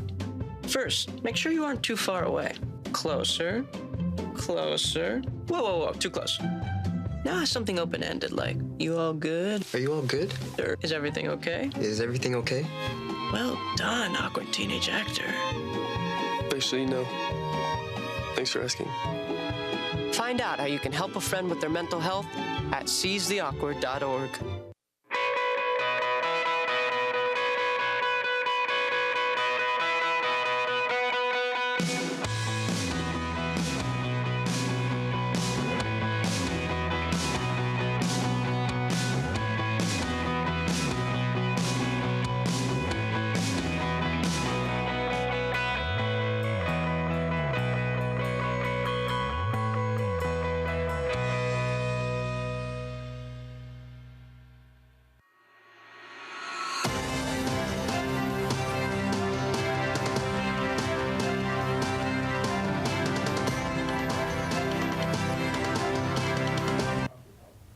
All right, welcome back here to Decision 2018, our election special. Just a few minutes left now here, and we do want to run through some of the closest races that are happening and that will affect you the voters who turned out today, and there are quite a few of them that we're keeping an eye on here. Of course, this is the big one nationally, as the House of Representatives has flipped with 26 Democrats taking seats previously held by Republicans. That means that the House is now Democratic. It means that the new Speaker of the House will be a Democrat as well. And it means that Congress is split, as Senate is currently held by the Republicans, where they gained 3 seats, 2 of those coming from independents as well, in spots that were supposed to be, or were previously held, I should say, by Democrats. So Republicans taking over,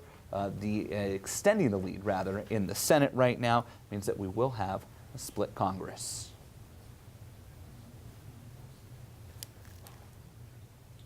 All right, that's going to do it for us here this evening. We'd like to thank everybody that was involved in this show, SCV TV, Signal, all of the production staff here, everybody at College of the Canyons, and a big thanks to our sponsors tonight as well, AV Party Rentals and Topper's Pizza Place. I'm Jason Galvin. Thanks so much for joining us. And I'm Jailene Aguilera. Have a good night.